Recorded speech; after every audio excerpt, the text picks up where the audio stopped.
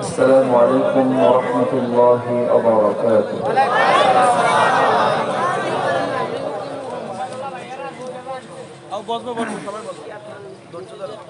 إن الحمد لله الأكرم الذي خلق الإنسان وكرم وعلمه من البيان ما لم يعلم، فسبحان الذي لا يحصى امتنانه باللسان ولا بالقلم. نشهد أن لا إله إلا الله وحده لا شريك له، ونشهد أن سيدنا وحبيبنا ومولانا محمدا عبده ورسوله الذي أرسله بالحق بشيرا ونذيرا وداعيا إلى الله بإذنه وسراجا وقمرا منيرا. فقد قال الله تعالى في كلامه المجيد وفرقانه الحميد: أعوذ بالله من الشيطان الرجيم. بسم الله الرحمن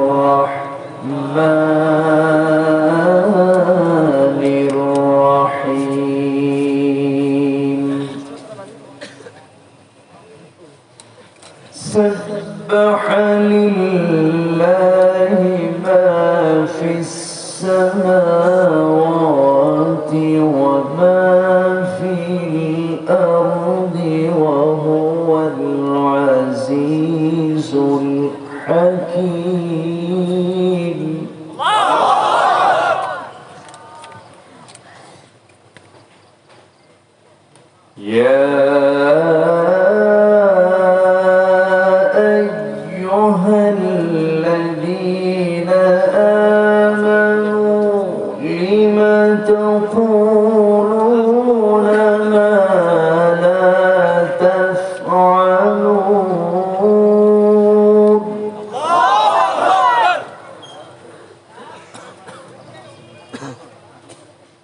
كبر مقتا عند الله أن تقولوا ما لا تفعلون.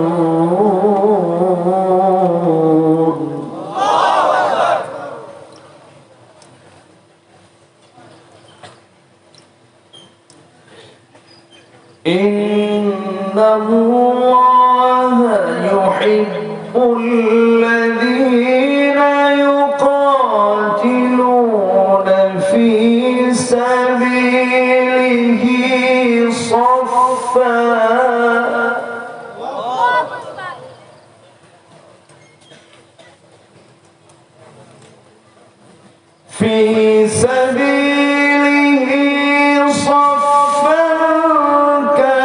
كأنهم بنيان مرصوص.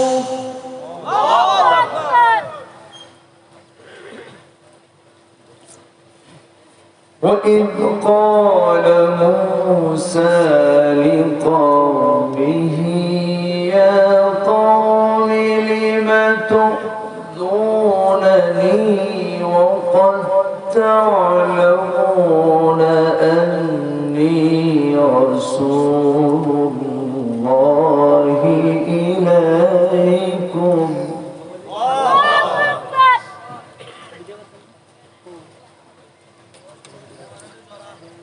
فلما زاغوا أزاغ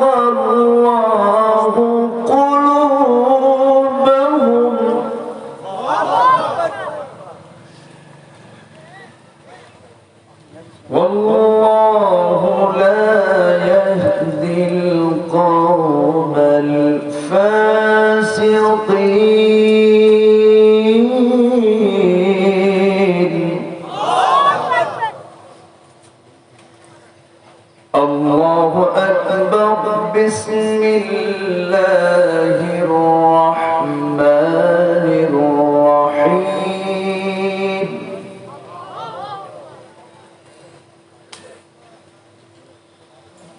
إن الله وملائكته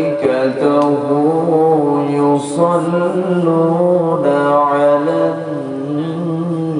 النبي يا أيها الذين آمنوا صلوا عليه وسلموا تسليما اللهم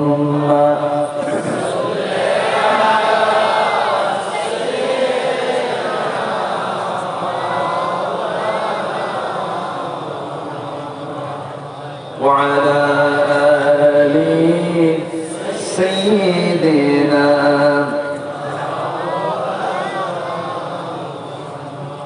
একটু মোহাম্মদ দিয়ে নবীর প্রেমে মাতোয়ারা হয়ে জবান খুলে উচ্চ আওয়াজে সবাই বলুন আল্লাহুম্মা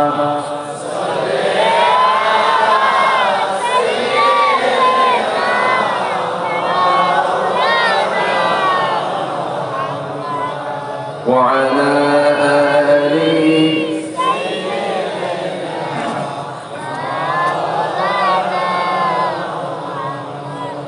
محمد سيد الكونين والثقلين والفريقين من عرب ومن عجم اللهم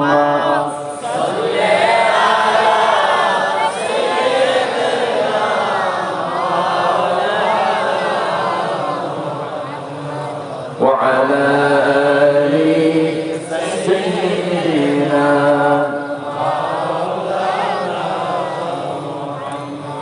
সবাই বলুন بلغ العلا بكماله كشف الدجى بجماله حسنت جميع خصاله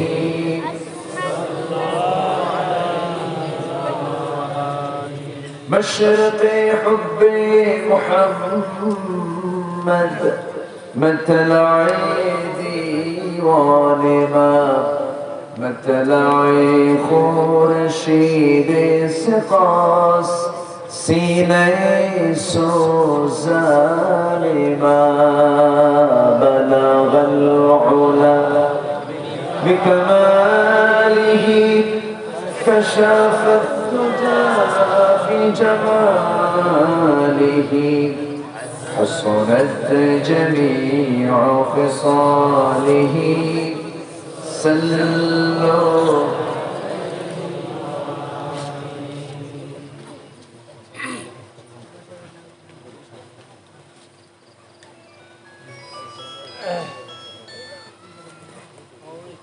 মেঘনা তীরবর্তী অঞ্চল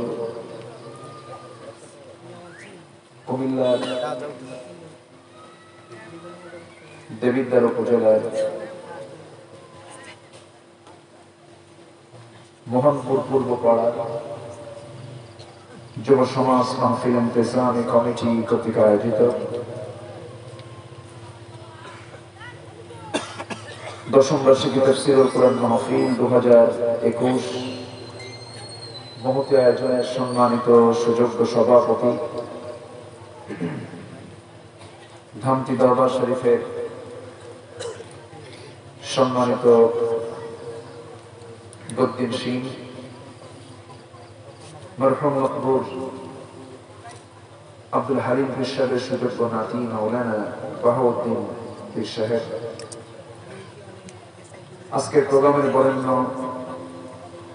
অতিথি মাননীয় চেয়ারম্যান মহোদয় কথা বলেছেন,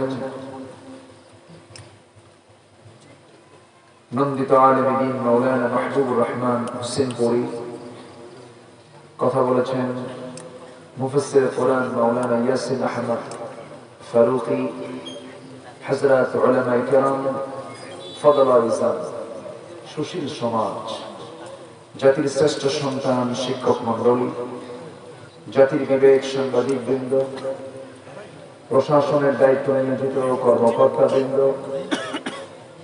সামনে উপস্থিত, দূরে কাছে বিভিন্ন স্থান থেকে ছুটে আসা কালেমার ঝান্ডাবাহী, তাওহীদের পতাকাবাহী, দ্বীন ইসলামের নরসারদুল বীর মুজাহিদ, প্রাণ প্রিয় সম্মানিত দ্বীন ভাইরা, আড়ালে বসে আছেন শ্রদ্ধেয়া সম্মানিতা মা বোনেরা।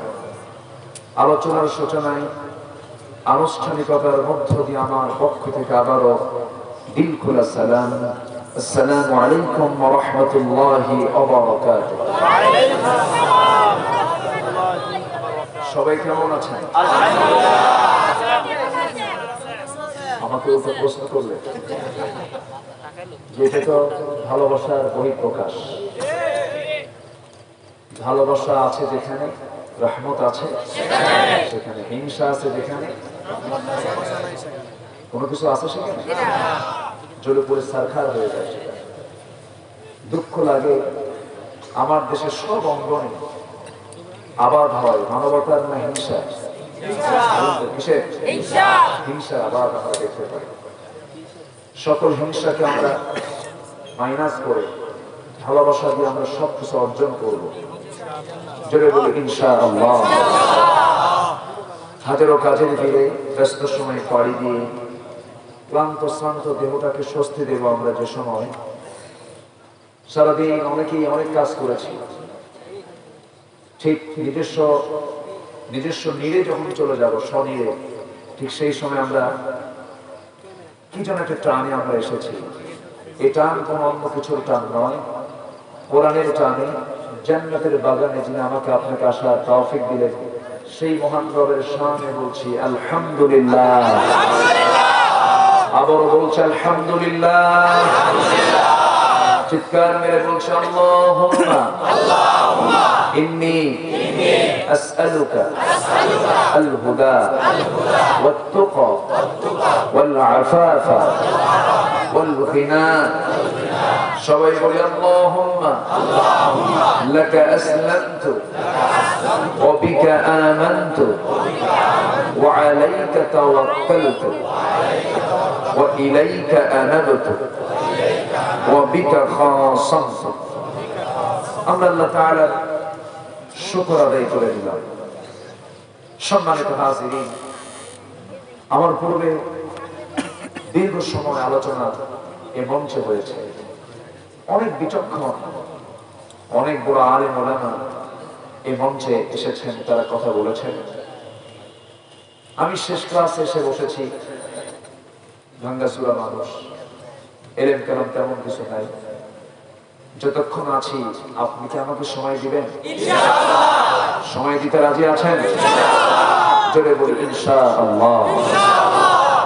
কিসের দ্বার? উপজেলার নাম দেবী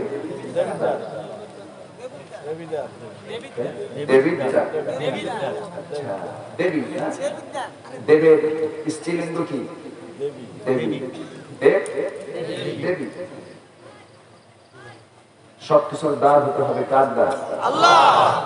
কার দ্বার? সম্মানিত ভাইয়েরা, আমরা রহমত চাবো কার? কার রহমত চাবো আমরা? আল্লাহ রহমত আমরা কামনা করবো সর্বক্ষণ। আমাদের শব্দ চয়নে অনেক শিরকি শব্দ মুখে চলে আসে। অনেকের নামের মধ্যে শিরকের গন্ধ আছে, আছে না নাই বলেন? আমার নবীজি যখন কোন নামের মধ্যে শিরকের গন্ধ পেতেন, এটাকে চেঞ্জ করে ফেলতেন।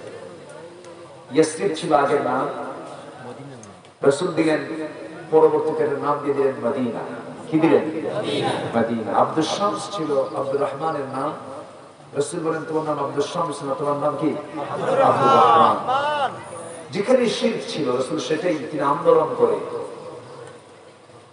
মানে এটাকে প্রতিহত করার জন্য চূড়ান্ত চেষ্টা করেছেন মুহাম্মদ সাল্লাল্লাহু আলাইহি ওয়াসাল্লাম। আলাইহি ওয়াসাল্লাম। কারণ যত গুনাহ আছে এর মধ্যে মাস্টার গুনাহ হলো, মূল গুনাহ হলো শিরকের গুনাহ। কিসের গুনাহ? শিরকের গুনাহ। আল্লাহ তুমি সকল প্রকার শিরকের গুনাহ থেকে আমাদেরকে তুমি আল্লাহ পরহেজ রাখো। জোরে বলি আমিন।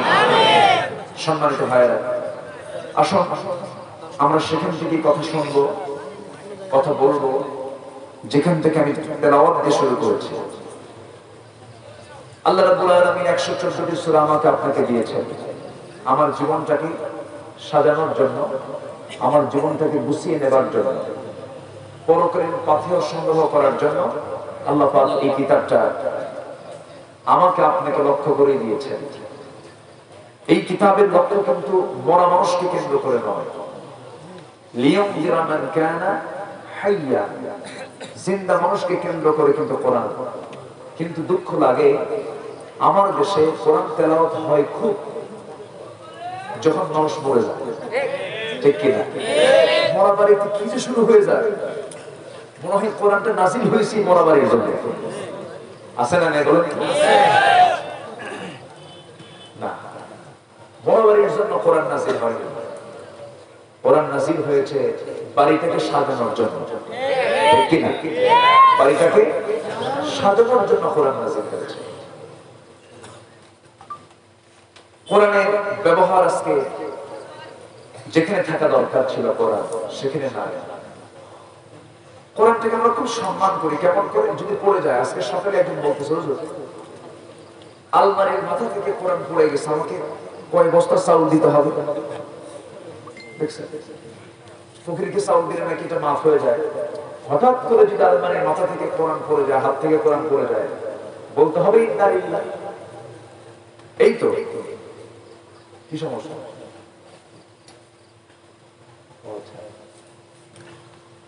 ঠিক আছে, ইউটিউবরা তো আসছে, এদেরকে মানাও করা যাবে না, এদের বিরুদ্ধে কতগুলো খবর আছে।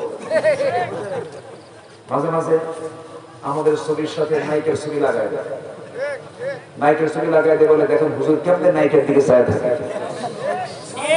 এরকম যাই হোক, যারা আসছে তারা যেন দ্বীনের প্রচারের স্বার্থে এই কাজগুলো ব্যবহার করতে পারে। জোরে বলি আমিন, আরো জোরে আমিন। আমি তাদেরকে মানা করব না, তবে ইলমি যোগ্যতাও দরকার। এই পথে কাজ করতে গেলে ইলমি যোগ্যতাও দরকার। কোনটা রাখতে হয়, কোনটা ছাড়তে হয়, কোনটাকে সংশোধন করতে হয়, এগুলো যোগ্যতাও প্রয়োজন এই সমস্ত কাজ করতে গেলে। সম্মানিত ভাইরা, তাহলে আল্লাহ রাব্বুল আলামিন যে কিতাবটা দিয়েছেন আমাকে আপনাকে, এই কিতাবটি শুধু আমরা তেলাওয়াত করি ক্ষান্ত হব না, এর কিছু কাজ আছে। আসতে বলুন না, কাজ আছে না? না, গতকালকে আমার মাহফিল ছিল বেশি দূরে না, কক্সবাজার। বেশি দূরে হলো কি? একই বিভাগ, দূরে কোথায়? আমার যুক্তি আছে। সেখানে আমি সূরা শুরা থেকে কথা বলেছি। শুরা মানে হলো পরামর্শের সূরা। পরামর্শ করার জন্য এই দেশের 300+ সাংসদ একত্রিত হন যে জায়গায়, সেই জায়গার নাম কি? পার্লামেন্ট। সংসদের সাংসদরা যায়, ওখানে গিয়ে কি করে? পরামর্শ করে। কি করে? পরামর্শ করার জন্য একটা সূরা আছে, সেই সূরার নাম কি? শুরা। وأمرهم شورى بينهم وشاورهم في الأمر فإذا عزمت فتوكل على الله। তাহলে কোরআনে কারীমের ভিতরে একটি স্পষ্ট বিষয় হয়ে গেল যে কোরআনে কারীমের ভিতরে সংসদ নামে একটা সূরা আছে। আছে না? নেই? আজকে যে সূরা থেকে কথা বলছি সেই সূরার নাম হলো সূরাতুস সফ। সফ মানে হলো সৈনিকের সারি। সৈনিকদের কি? সারিবদ্ধ। ওয়ালমালাইকাতু সফফান সফফা। তো সারিবদ্ধতা, এখানে সৈনিকদের সারিবদ্ধতাকে বোঝানো হয়েছে। মুমিনরা কেমন ভাবে সারিবদ্ধ হবে এই কথা বোঝানো হয়েছে। তো সৈনিকরা কেমনে দাঁড়াবে? সৈনিকরা কি এমনি দাঁড়াবে না হাতে কিছু থাকবে? সাহাবীদের হাতে কিছু ছিল। তাহলে যোদ্ধা হয়ে সৈনিকরা হাতে নিয়ে সামনে কোন একটা লক্ষ্যে বাতিলদের মোকাবেলা করবে, তাহলে এই সূরার ভিতরে সংগ্রাম, আন্দোলন, দল এই নিয়ে কথা আছে না নাই? আসতে বলবেন না, আছে না নাই? তাহলে ওইদিকে সংসদ থাকলো, এদিকে আন্দোলন থাকলো, দলের নাম তো নাই। আসতে কম কেন? আছে না নাই? সেই দলটার নাম কি? জোরে বলেন, আরো জোরে। ইসলাম কি দলের নাম, ধর্মের নাম? ভালো করে বলেন।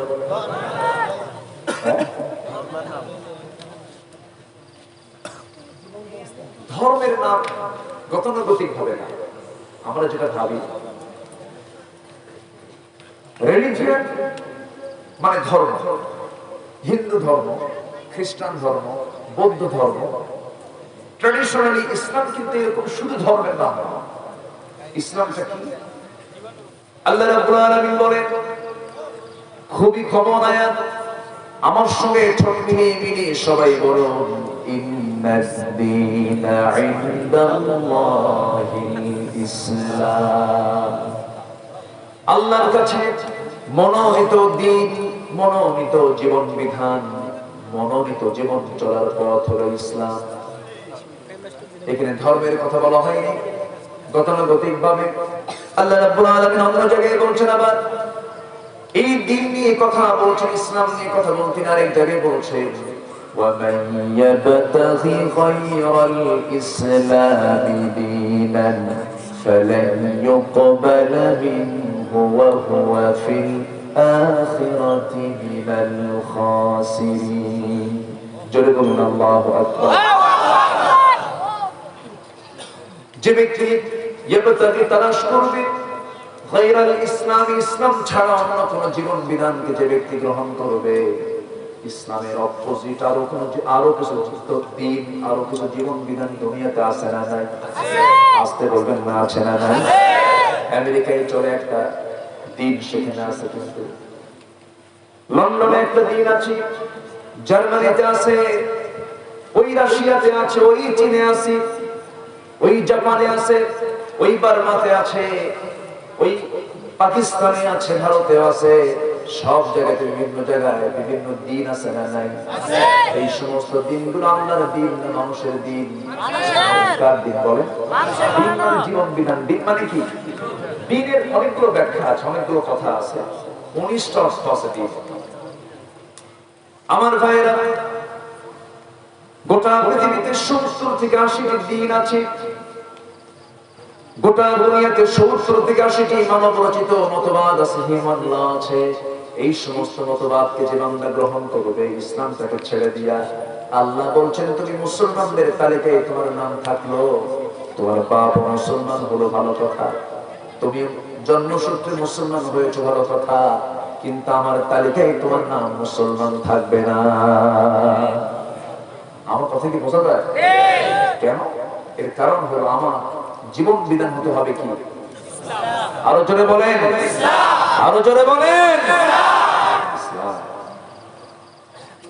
এই মুসলেখা দিয়ে, এই সিদ্ধান্ত নিয়ে মুসলিমের পরিচয় দিতে হবে। কে যেন বললো কয়েকদিন আগে, কোন এক বুদ্ধিজীবী, 16 GB, 32 GB, 64 GB, 128 GB, 256 GB বুদ্ধিজীবী। বুদ্ধিজীবী বললেন দেশে আজ যাত্রা, পালা যাত্রা, লোকসঙ্গীত আজ বিদায়ের পথে, এগুলো সব বন্ধ হয়ে গেল। হারানো ঐতিহ্য আবহমান কাল ধরে চলে আসতেছে, এগুলো আজ এগুলো বন্ধের পথে। এই সমস্ত বন্ধের পথের সবচেয়ে বড় অন্তরায় হলো ওয়াজ মাহফিল। ওয়াজ মাহফিলকে দোষারোপ করা হলো, ওয়াজ মাহফিলের কারণে এগুলো বন্ধ। ওকে, তাদের দৃষ্টি হচ্ছে ওয়াজ মাহফিল কেমনে বন্ধ করলে এগুলো আবার চালু করবে। সম্মানিত ভাই, সম্মানিত বন্ধুগণ, আমরা মন্দকে বন্ধ করব, ঠিক কিনা? মন্দকে বন্ধ করব, ভালোকে চালু করব, ভালোকে চালু করব। কার কথা? এই অর্ডার কে দিয়েছেন?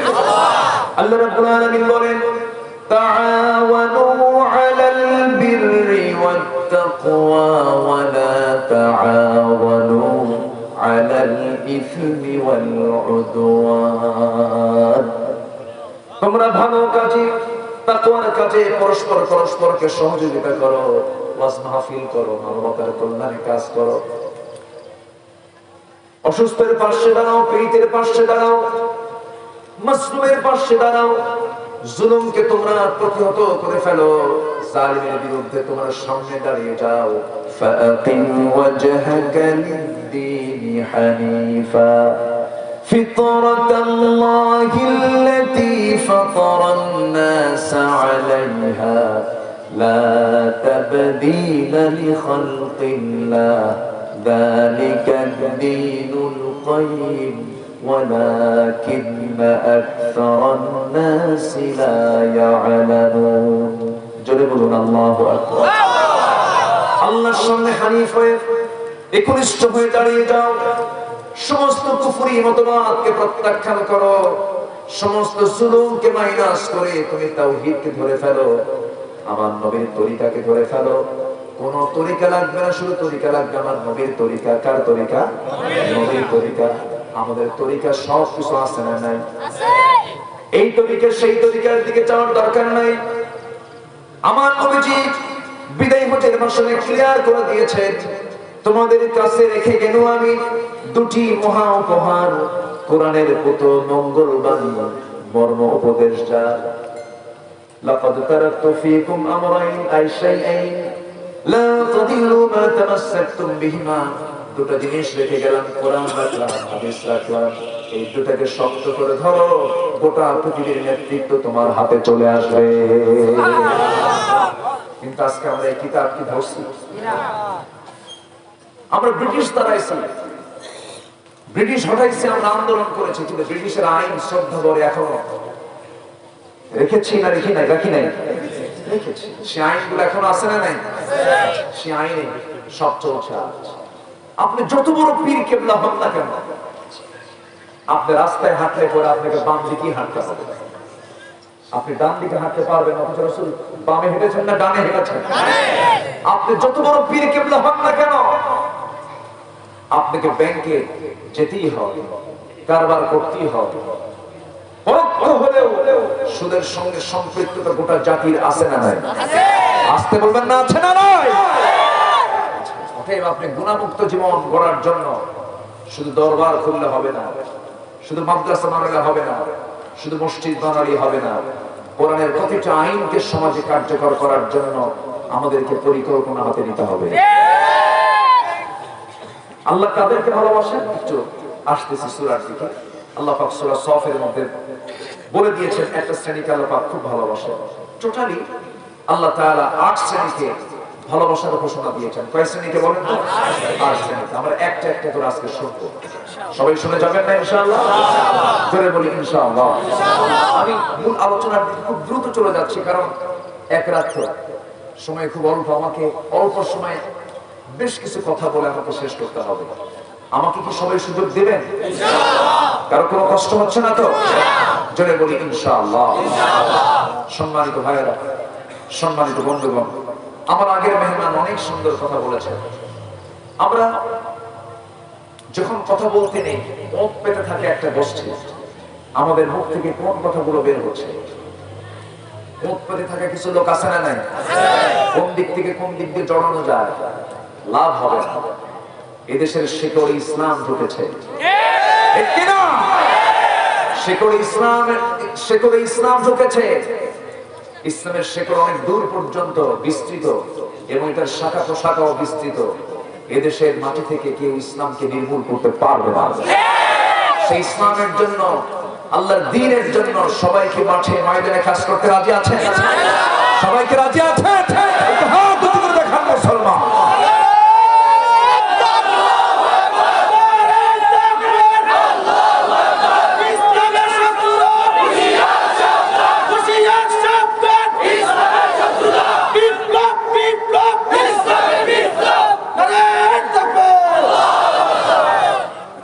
সম্মানিত ভাইরা, এই স্লোগান দেওয়া তো জায়েজ নাই নাকি?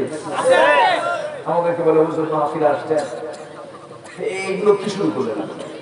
এরকম চিৎকার কেন? আচ্ছা, নামাজের তাকবীর আছে না নাই বলেন? আছে না? আযান কিন্তু তাকবীর। আযানের প্রথমে কি, প্রথম ডাকটা কি বলেন? আস্তে না জোরে? যখন আমরা জন্ম নিয়েছি, মার পেট থেকে পৃথিবীতে এসেছি, আমার ডান কানে বাম কানে আযান। যখন মরে যাবে, সিধে সামনে যখন আপনাকে রাখবে, জানাজার তাকবীর যখন শুরু হবে, তখন কি মাহফিলে অসুবিধা হয়, ময়দানে অসুবিধা হয়, ওদেরকে কুকুর সিগারের মতো বিদায় করা দরকার। সম্মানিত ভাইয়েরা, কথা আছে, আস্তে আস্তে করে বলি। একটা বরকতপূর্ণ জায়গা এটা, ধামতে আলিয়া, লক্ষ লক্ষ আলেম গড়ার একটা কারখানা। আলহামদুলিল্লাহ বলি, জোরে বলি আলহামদুলিল্লাহ। কুমিল্লা একটি বরকতি এলাকার নাম, জোরে বলি আলহামদুলিল্লাহ। কুমিল্লা নাই এমন কোন জায়গা গোটা দেশে নাই, কুমিল্লা ছাড়া কিছুই হয় না, বলি আলহামদুলিল্লাহ। কুমিল্লা, তাই না? লিল্লাহ, খুব দাঁড়াও, লিল্লাহ, আল্লাহর জন্য। আল্লাহু আকবার। ইঙ্গিতে বুঝে নেন, সব বলার দরকার নেই তো আমার। সম্মানিত ভাইয়েরা, আল্লাহ তাআলা এই কিতাবটা দিলেন।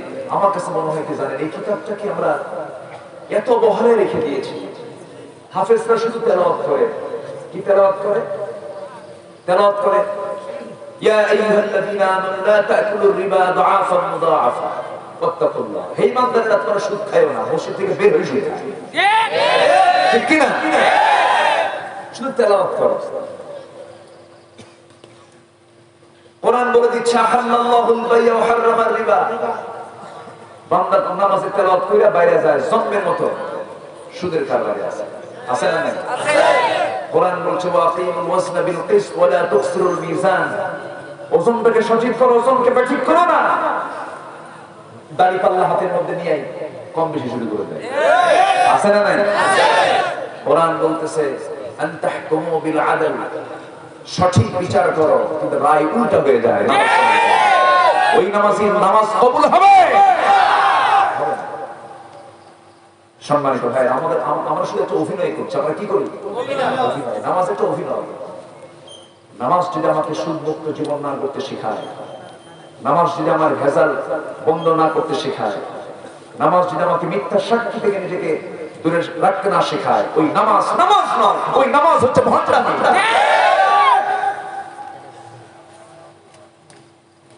সম্মানিত ভাই, আমরা কার ভালোবাসা পেতে চাই? আসতে বলেন, কার ভালোবাসা? আমরা জনপ্রিয়তা অর্জন করতে চাই কার জন্য? জনপ্রিয়তা কিন্তু ফেরাউনের কম ছিল না। ওর নাম এখন আছে না নাই? ফেরাউনকে চেনে না এমন কোন পাবলিক দুনিয়াতে আছে? হ্যাঁ, ফেরাউনের নাম শুনে এমন কোন পাবলিক আছে? প্রতিটি মানুষের মুখে ফেরাউনের নাম আছে না নাই? সুনামে না দুর্নামে? মুসার নামও আছে না নাই? সুনামে না দুর্নামে? সুনামে। সুকর্ম আর কুকর্মের কারণে ফেরাউনের নামটা নিলেও তো সব পাওয়া যায়। কোরআন শরীফের আয়াত আছে, ওয়া ফিরআউনা ওয়া হামানা ওয়া জুনুদাহুমা। আপনি কোরআনের আয়াতের মধ্যে আছে তার নাম, 5টা অক্ষর দিয়ে ওর নাম হয়েছে, 50টা সওয়াবও পাবে। কিন্তু এরপরেও ওর নামটা কোরআনের আসার পরেও কোন ব্যক্তির নাম কি ফেরাউন আছে? মুসা নাই? এখানে মুসা কই? ওই মুসা আসলো, এই যে একজন মুসা হাত তুলছে। দেখি ইব্রাহিম কই?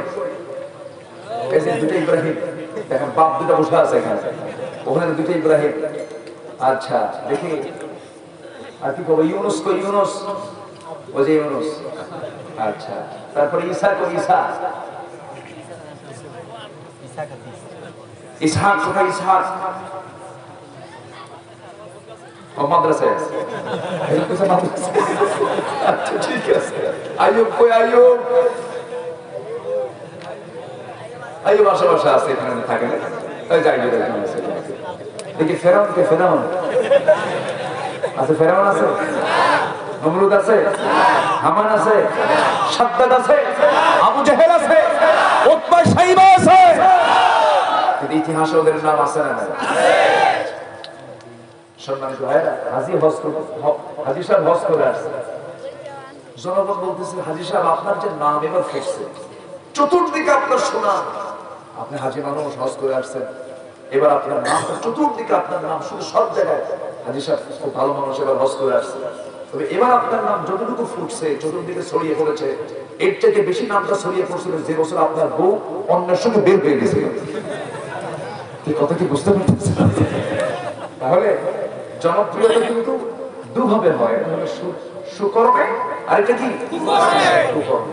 আমরা জনপ্রিয় হতে চাই ভালো কাজে না মন্দ কাজে? জোরে বলি ইনশাআল্লাহ, আর জোরে বলি ইনশাআল্লাহ। ভালো কাজ করে যাব, ভালো কাজের প্রাপ্তি কে দিবেন? পৃথিবীতে না পেলেও আমাকে দিবেন কে? আমার ভাইয়েরা, আল্লাহ রাব্বুল আলামিন সূরা ইসরাফের শুরুর দিকে আল্লাহ রাব্বুল আলামিন সুন্দর করে তার নিজের পরিচয়টা আগে তুলে ধরছেন, তিনি কেমন, তিনি কে। আল্লাহ রাব্বুল আলামিন বলছেন, সাব্বাহা লিল্লাহি মা ফিস সামাওয়াতি ওয়া মা ফিল আরদ ওয়া হুয়াল আজিজুল হাকীম। ইয়া আইয়ুহাল্লাযীনা আমানু লিমা তাকুলুনা মা লা তাফআলুন। জোরে বলুন আল্লাহু আকবার। সকল পবিত্রতা সেই মহান রবের জন্য, যিনি আসমান বানিয়েছেন, যিনি জমিন বানিয়েছেন। সকল আসমানের মালিককে। আসমানকে একটা না সাতটা? একটা না সাতটা? সাতটা আসমান বানালেন কে? সাবআ সামাওয়াতের মালিককে আল্লাহ রাব্বুল আলামিন বলছেন, এই জমিনের মালিক আমি, এই জমিনের ভিতরে যা কিছু আছে সব আমি বানিয়েছি। তোমার চোখের সামনে যা পড়ে এবং তোমার চোখের আড়ালে যা কিছু আছে সব আমি আল্লাহ রাব্বুল আলামিন বানিয়েছি। এই যে আমি তোমাকে জানিয়ে দিলাম আমি কেমন, আমার ক্ষমতা কেমন। ও বান্দা, শেষ আয়াতের, এই আয়াতের শেষ দুটি শব্দ তিনি প্রয়োগ করে পুরোটাই পরিচয় দিয়ে দিলেন। তিনি বলছেন, ওয়া হুয়াল আজিজুল হাকীম। তিনি হচ্ছেন মহা পরাক্রমশালী, মহাবিজ্ঞানময়। তার চাইতে বড় হাকীম, তার চাইতে বড় বিজ্ঞানী, তার চাইতে বড় জ্ঞানী, তার চাইতে বড় ক্ষমতাবান পৃথিবীতে কেউ থাকতে পারে? আসতে বলবে না, থাকতে পারে? আকাশকে বানিয়েছেন, খুঁটি কয়টা? আসতে পারে, খুঁটি কয়টা? আর এখানে তাবু বানাইছে আমরা, খুঁটিকে দেখেন কতগুলো, অনেকগুলো, অভাব। আল্লাহ বানালেন, আল্লাহ রাব্বুল আলামিন এত সুন্দর একটি ছাদ বানায় দেন, বিগাইরি আমাদিন তারাউনাহা। তুমি কি দেখো না খুঁটিবিহীন ছাদ কেমন করে বানালাম, এবং আকাশটাকে সুসজ্জিত করলাম অসংখ্য তারকারাজি দিয়া। ও বান্দা, তুমি কি একটু দেখো না? আল্লাহ রাব্বুল আলামিন বলেন, সুন্দর করে সূরা মুলকের ভিতরে সুন্দর করে আকাশ সুসজ্জিত করার কথা জানিয়ে দিয়ে বলছেন, ওয়ালাকাদ যায়্যানাস সামাআদ দুনিয়া বিমাসাবিহা ওয়া জাআলনাহা রুজুমান লিশ-শায়াতিন ওয়া আ'তাদনা লাহুম আযাবাস সাঈর। জোরে বলুন আল্লাহু আকবার। আমি আল্লাহ রাব্বুল আলামিন আসমানকে সুসজ্জিত করেছি বিমাসাবিহ, অসংখ্য তারকারাজি দিয়ে। একটা দুইটা তারকারাজি না, একটা দুইটা তারকা নয়, অসংখ্য তারকা। সেই তারকাগুলো এত বড়, আকারে এত বড় যে, এবং সেই তারকাগুলো এত দূরে আল্লাহ রাব্বুল আলামিন মহাশূন্যে সেট করেছেন। কিছু কিছু তারকার আলো এই পৃথিবীর জমিন আজ পর্যন্ত স্পর্শ করে নাই। এই বিশাল মহাশূন্যের মালিক কে? এই মহাশূন্য কত বড়, আমার আল্লাহ আরো কত বড়। জোরে বলি সুবহানাল্লাহ। দূর দিগন্তের মালিক কে? কত প্রাণীকুল আছে, সমস্ত প্রাণীকুলগুলো, প্রাণীগুলোকে আমার আল্লাহ নিজেই চালান। কোন প্রাণীর খাবারের কোনো অভাব নাই, কিন্তু মানুষের মধ্যে অভাব আছে না নাই? সংকট আছে না নাই? অথচ মানুষের সংখ্যা বেশি না অন্য প্রাণীদের সংখ্যা বেশি? অন্য প্রাণীর সংখ্যাই তো বেশি। সমুদ্রের দিকে তাকান, আল্লাহ রাব্বুল আলামিন 7টা যে সমুদ্র দিয়েছেন, সাবাতু আবহুর, এই যে 7টা সমুদ্রের এই বিশাল একটি অংশ, স্থলভাগ আর কতটুকু, তার চেয়ে জলভাগটাই বড়। এর মধ্যে যত প্রাণীকুল আছে, যত প্রাণী আছে, সমস্ত প্রাণীকে খাওয়ান কে? চালান কে? আল্লাহই তো চালান। একটা প্রাণী আছে তিমি, সেই তিমিটা প্রত্যেকদিন তার বাচ্চাগুলোকে প্রত্যেকদিন 50 থেকে 60 মণ দুধ পান করায়। একটু আসতে বলে সুবহানাল্লাহ। দুধ মনে হয় কম হয়ে গেছে নাকি? একটা প্রাণী তিনি তার বাচ্চাকে প্রত্যেকদিন 50 থেকে 60 মণ দুধ পান করাচ্ছে। এগুলো খাবারগুলো কে যোগান দেন? আসতে বলেন না, কে যোগান দেন? সেখানে কোনো খাদ্য নিয়ে আন্দোলন আছে? কোনো সংকট আছে? কোনো মিছিল আছে? কিচ্ছু নেই। এই পৃথিবীতে মানুষ ছাড়া কোনো প্রাণীর খাদ্যের গুদাম নেই, শুধু পিঁপড়া। এই পিঁপড়া ছাড়া পৃথিবীর কোনো প্রাণী খাদ্য সঞ্চয় করে না। সকালবেলা তারা খালি পেটে ঘর থেকে বের হয়ে যায়, সন্ধ্যাবেলা তারা ভরা পেটে বাড়িতে চলে আসে। কোনো খাদ্য গুদামের প্রয়োজন হয় না, কিন্তু মানুষ খাদ্য গুদাম বানানোর পরেও খাদ্য সংকট আছে না নাই? খাদ্য সংকট আছে। সিরিয়ার মানুষগুলো না খেয়ে মারা যাচ্ছে, ইয়েমেনের মানুষগুলো কঙ্কালসার হয়ে মারা যাচ্ছে। খাবার নাই, সেখানে খাবারের সংকট হয়ে গেছে। এই খাবারের সংকট সৃষ্টি করেছেন আল্লাহ না জালিমরা? কারা কারা কারা? জালিমরা এই সংকট সৃষ্টি করেছে। সম্মানিত ভাইরা, আমার আল্লাহ যার যা প্রয়োজন সব চাহিদা পূরণ করেছে, কোনো কিছু অপূর্ণ রাখেন নাই। আমার দেশে কোনো কিছুর অভাব থাকবে না, কোনো ভয় থাকবে না, কোনো জুলুম থাকবে না। শুধু একটা সূরার ইবাদত করব আমরা। কয়টা সূরা? একটা সূরা।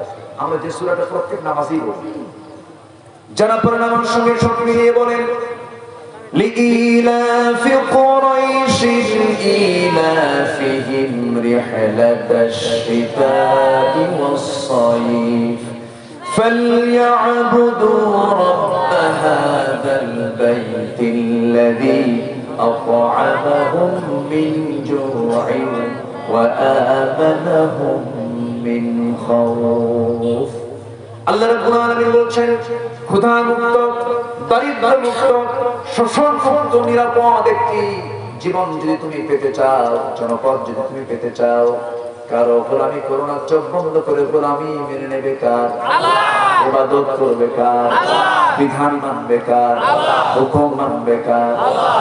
সে আল্লাহর তুমি গোলামি করবে, সমস্ত সমস্যার সমাধান তোমার হয়ে যাবে। কোনো দুর্ভিক্ষ থাকবে না, কোনো অভাব থাকবে না। অভাব মোচন করে দিবেন কে? আল্লাহ অভাব মোচন করে দিবেন। আমার বন্ধুগণ, এই জন্য এই কোরআনের মূল বক্তব্য কিন্তু একটাই, সেটা হলো এই পৃথিবীতে মানুষের দায়িত্ব হলো কার গোলামি করা? আসতে বলছেন না, কার গোলামি করা? আল্লাহর গোলামি করা। আল্লাহ যা বলেছেন তা শোনা। এখানে আল্লাহ রাব্বুল আলামিন প্রথম আয়াতের যে পরিচয়টা দিই, সেকেন্ড আয়াতের দিকে আল্লাহ পাক ইমানদারকে ডাক দিয়ে বলছেন, কি ডাক দিচ্ছেন, কি বলছেন? ইয়া আইয়ুহাল্লাযীনা আমানু লিমা তাকুলুনা মা লা তাফআলুন। এখানে বান্দার একটা স্বভাবের কথা বলা হয়েছে। অধিকাংশ বান্দার মধ্যে এই স্বভাবটা কাজ করে, তোমরা যা বলো তা করো না, তোমরা তা বলতে চাও ওখানে যা তোমরা করো না। কার কথা? আমি কি শেষ করে দেবো? দুজন করে উঠে দেয়।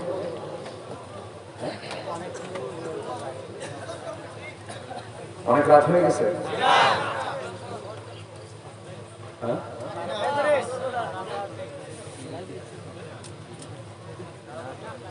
মাত্র এই সময় যদি ওঠা বসা করেন তাহলে কেমন? আমি দোয়া করে দেবো নাকি? কেউ যাবেন না দয়া করে। কোন আলোচকের সামনে থেকে যখন কেউ উঠে, তখন আলোচকের কলিজা থেকে তারগুলো ছিঁড়তে থাকে, খুব কষ্ট হয়। কারণ এটা তো ফুল, এই বাগানের ফুল। আপনারা একটা করে উঠবেন, সৌন্দর্য কি হবে? নষ্ট হবে। আমরা কেউ উঠবো না। জোরে বলি ইনশাআল্লাহ। বসে থাকবো, সওয়াব পাবো। বসে থাকবো, কি হবে? সওয়াব পাবো। আমরা থাকবো। জোরে বলি ইনশাআল্লাহ। সম্মানিত ভাইরা, আল্লাহ তাআলা ইমানদারকে ডাক দিয়ে বলছেন, তোমরা সেই কথা কেন বলতে যাও যা তোমরা করো না? তাহলে বলার সাথে আমাদের আমলের সম্পর্ক থাকার দরকার আছে না নাই? যা আমল করবো তা বলবো, যেটা আমল করবো না তা বলতে যাবো না। এটা কার পরামর্শ?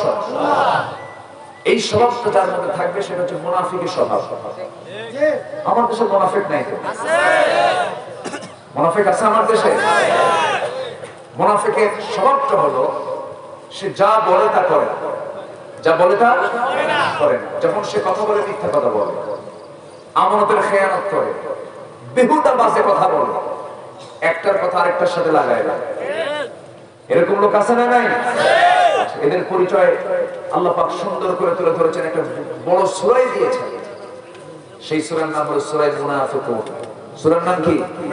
মুনাফিকুন। মুনাফিকুন সূরা বড় না কাফিরুন সূরা বড়? কোন সূরা বড়? মুনাফিকুন বড়, কাফিরুন ছোট। মানে কি? কাফেরের চিত্রায়িত করতে 3 লাইন।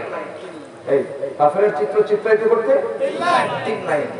আর মুনাফিকের চিত্র চিত্রায়িত করতে অনেক অনেক কথা।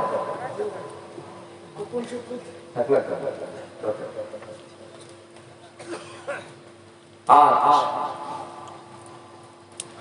মুনাফিক চোখের সামনে দিয়ে ঘোরাফেরা করে, আছে না? আছে না নাই? সম্মানিত ভাইয়েরা, ধর্ম নিয়ে ব্যবসা নাকি আলেম ওলামারা করে। নির্বাচন যখন চলে আসে প্রার্থীদের মাথায় কি ওঠে? বলেন বলেন বলেন। সারা বছর টুপি নাই, নির্বাচনের আগে মাথায় কি? মাশাআল্লাহ। হাতে কি? তসবিহ। ঘাড়ে কি? তোমার মাথা পট্টি। থামে। আসরের নামাজ ভোট চাইতে যায়, এক আসরের নামাজ 4 বার পড়ে। খবর পড়ে সেখানে যায়, সেইটা চায় নামাজটা, ভাই নামাজটা পড়ে নেব। কথা বোঝা? সম্মানিত ভাইরা, এগুলো কি ইমানদারের লক্ষণ না মুনাফিকের লক্ষণ? সেদিন এক ব্যাটারি বলতেছে, প্রশ্ন করছে, হুজুর আমার কাছে এক প্রার্থী এসে ভোট চাইলো, আমার টাকা দিল 2000, আমি টাকাটা নিয়ে খাইছি, কিন্তু ভোট ওরে দেবো না, আমার কি খাওয়া যায়? হয়েছে? চিন্তা করছেন প্রসেন্ট সাইজ দেখেন। ইলেকশনে করতে গিয়ে যদি কোটি কোটি টাকা কেউ খরচ করে, সে কি খেদমত করবে না শোষণ করবে? খেদমত করবে না শোষণ করবে? শোষণ করবে। কষ্ট পাচ্ছেন আপনারা? আমার ভাইয়েরা, কথা এবং কাজকে এক করতে হবে। যার জবান ভালো হয়ে যাবে তার ঈমানটা ভালো হয়ে যাবে। যার জিহ্বা কন্ট্রোল তার ঈমানটা কন্ট্রোল। ইদা আসবাহা ইবনে আদম ফাইনাল আ'দা'a কুল্লু শাইইন তাকফুরুল লিসান ইত্তাকিল্লাহা ফিনা ফাইন ইসতাকামতা ইসতাকামনা ওয়া ইন ইয়াওয়াজাজতা আওয়াজাজনা। কোন বান্দা যখন ঘুম থেকে ওঠে সকালবেলা, গোটা দেহের অঙ্গ প্রত্যঙ্গগুলো সব জড়ো হয়ে এক জায়গায় হয়ে জিহ্বার কাছে চলে আসে। জিহ্বাকে বলে, হে জিহ্বা, তুমি আল্লাহকে ভয় করো আমাদের জন্য। তুমি জিহ্বা যদি ঠিক থেকে যাও, আমরা ঠিক থেকে যাব। আর তুমি জিহ্বা যদি ব্যাঠিক হয়ে যাও, আমরাও ব্যাঠিক হয়ে যাব। কথা বলে কি দিয়া? লিমাতা কুলুনা। কথা বলে কি দিয়া? জিহ্বা দিয়া। জিহ্বাটাকে কন্ট্রোল করতে হবে।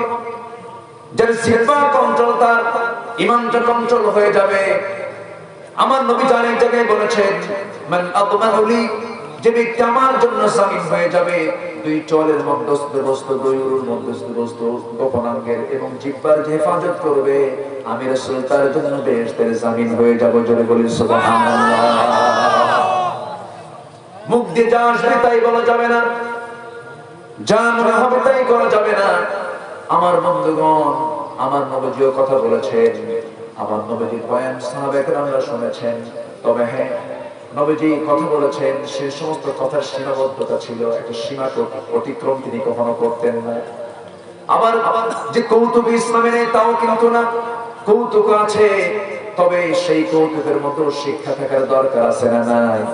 আমার নবীজি একদিন বয়ান করছিলেন সাহাবীদের মাঝে, হঠাৎ করে সামনে থেকে এক সাহাবী বলছেন, ইয়া রাসূলুল্লাহ, আমার কিছু ওয়াজ আপনাকে আজকে শুনতে হবে।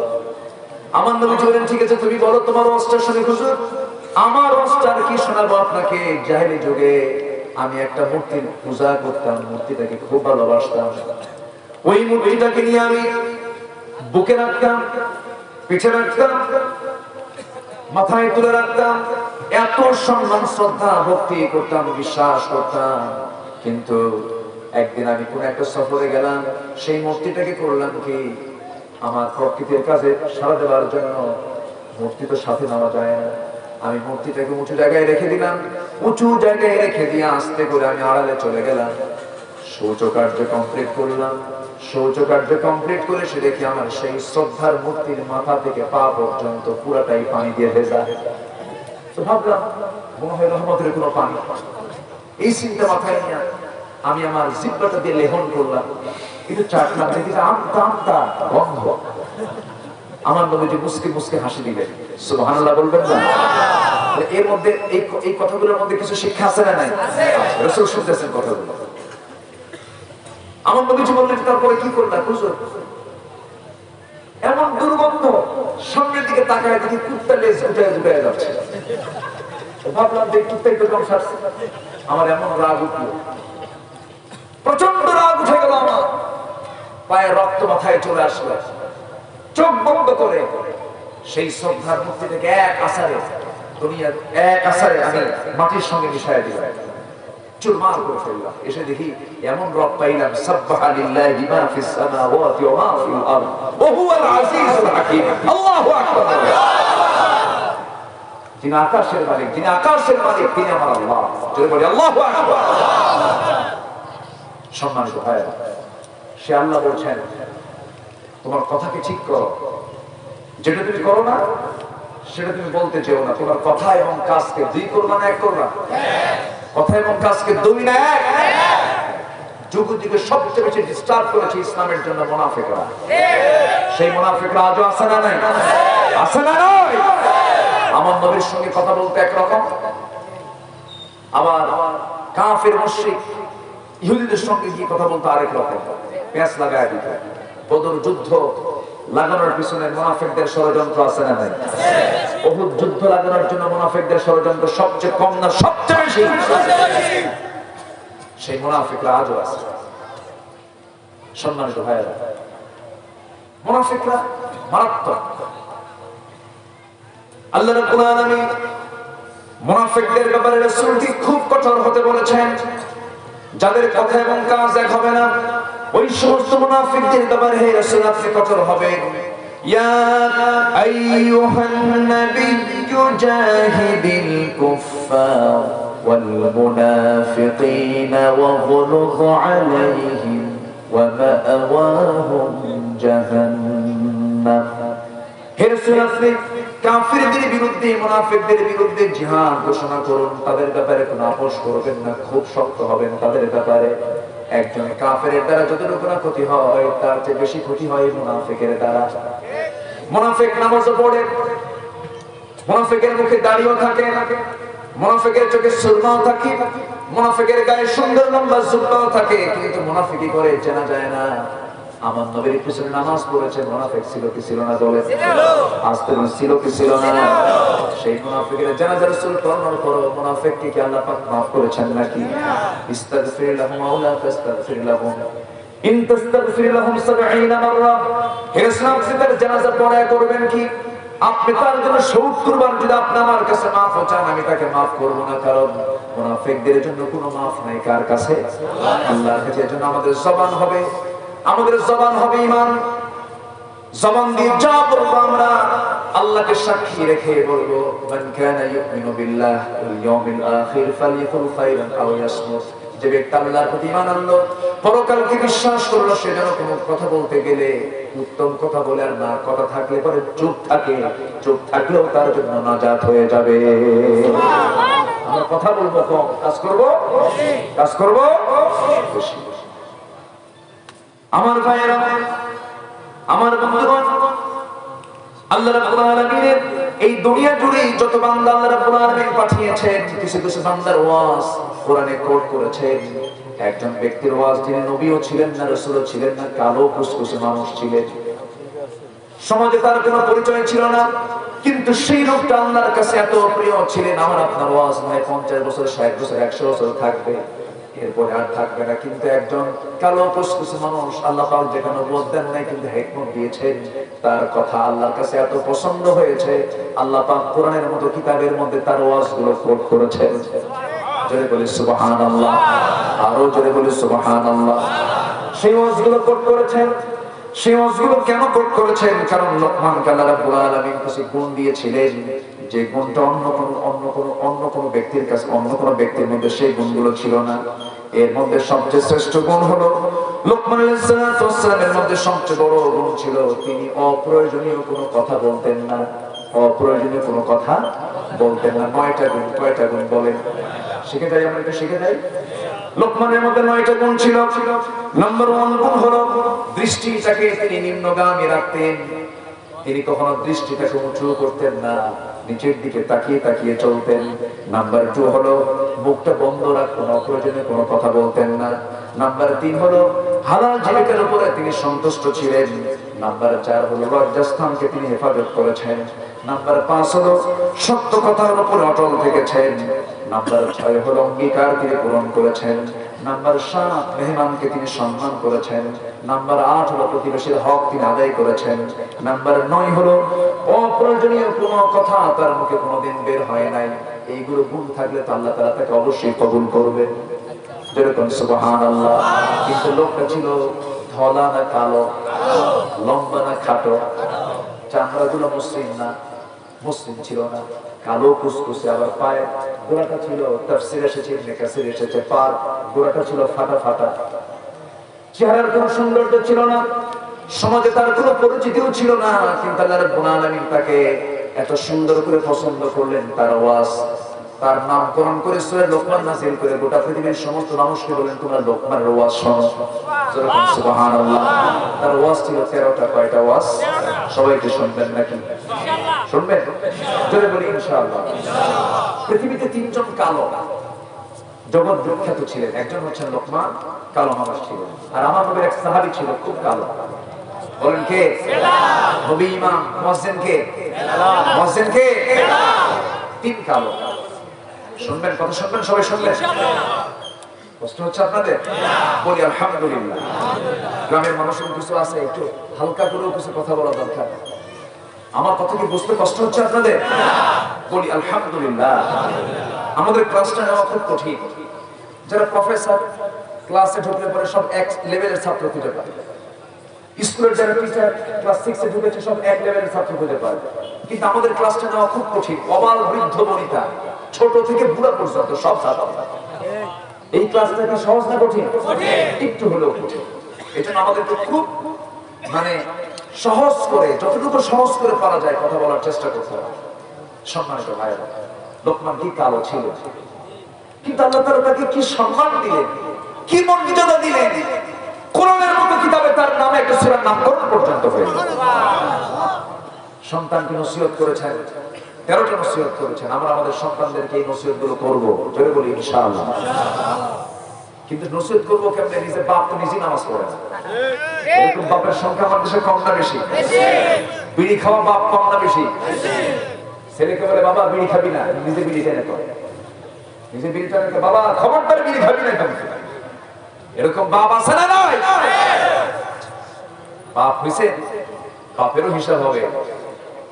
সন্তানকে যেমন পিতামাতার সম্পর্কে প্রশ্ন করা হবে, তেমনি পিতামাতাকেও সন্তান সম্পর্কে প্রশ্ন করা হবে। সন্তান কেন বাপকে ভাত দেয় না, সন্তান কেন বাপ মাকে বৃদ্ধাশ্রমে রেখে আসে, এর পিছনে কিছু কারণ খুঁজে বের করা দরকার। কারণ পিতামাতা ওই সন্তানকে আসল শিক্ষা দেয় না, ঠিক কিনা?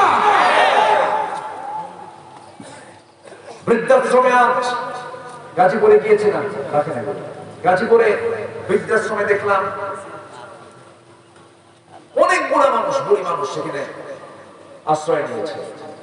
সবার সঙ্গে পরিচয় হয়ে শুনলাম তারা বলতেছে, আমার ছেলে ডাক্তার, আমার ছেলে ইঞ্জিনিয়ার, বাড়ি কোথায়? একজন কয় ডিওএইচএস, আরেকজন বলে বাড়িধারা, আরেকজন বলে গুলশান।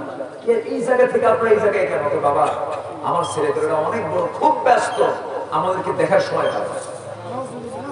যে জ্ঞানের মধ্য দিয়ে বাপ মাকে দেখার সময় পাওয়া যায় না, ওই জ্ঞান দিয়ে জান্নাত পাওয়া যাবে না মুসলমান। সকল জ্ঞান আপনি হাসিল করেন, সমস্যা নেই। আপনি ডাক্তার হন, ইঞ্জিনিয়ার হন, জজ হন, ব্যারিস্টার হন, আইনজীবী হন, লয়ার হন, যা হন না কেন, সিনার ভিতরে আগে কোরআনকে তুলে দিবেন, ঠিক কি না? আপনার সন্তান নিয়ে কোনো টেনশন হবে না, শুধু সন্তানের হাতে শুধু একটা কিতাব তুলে দিবেন, সব ঠিক হয়ে যাবে।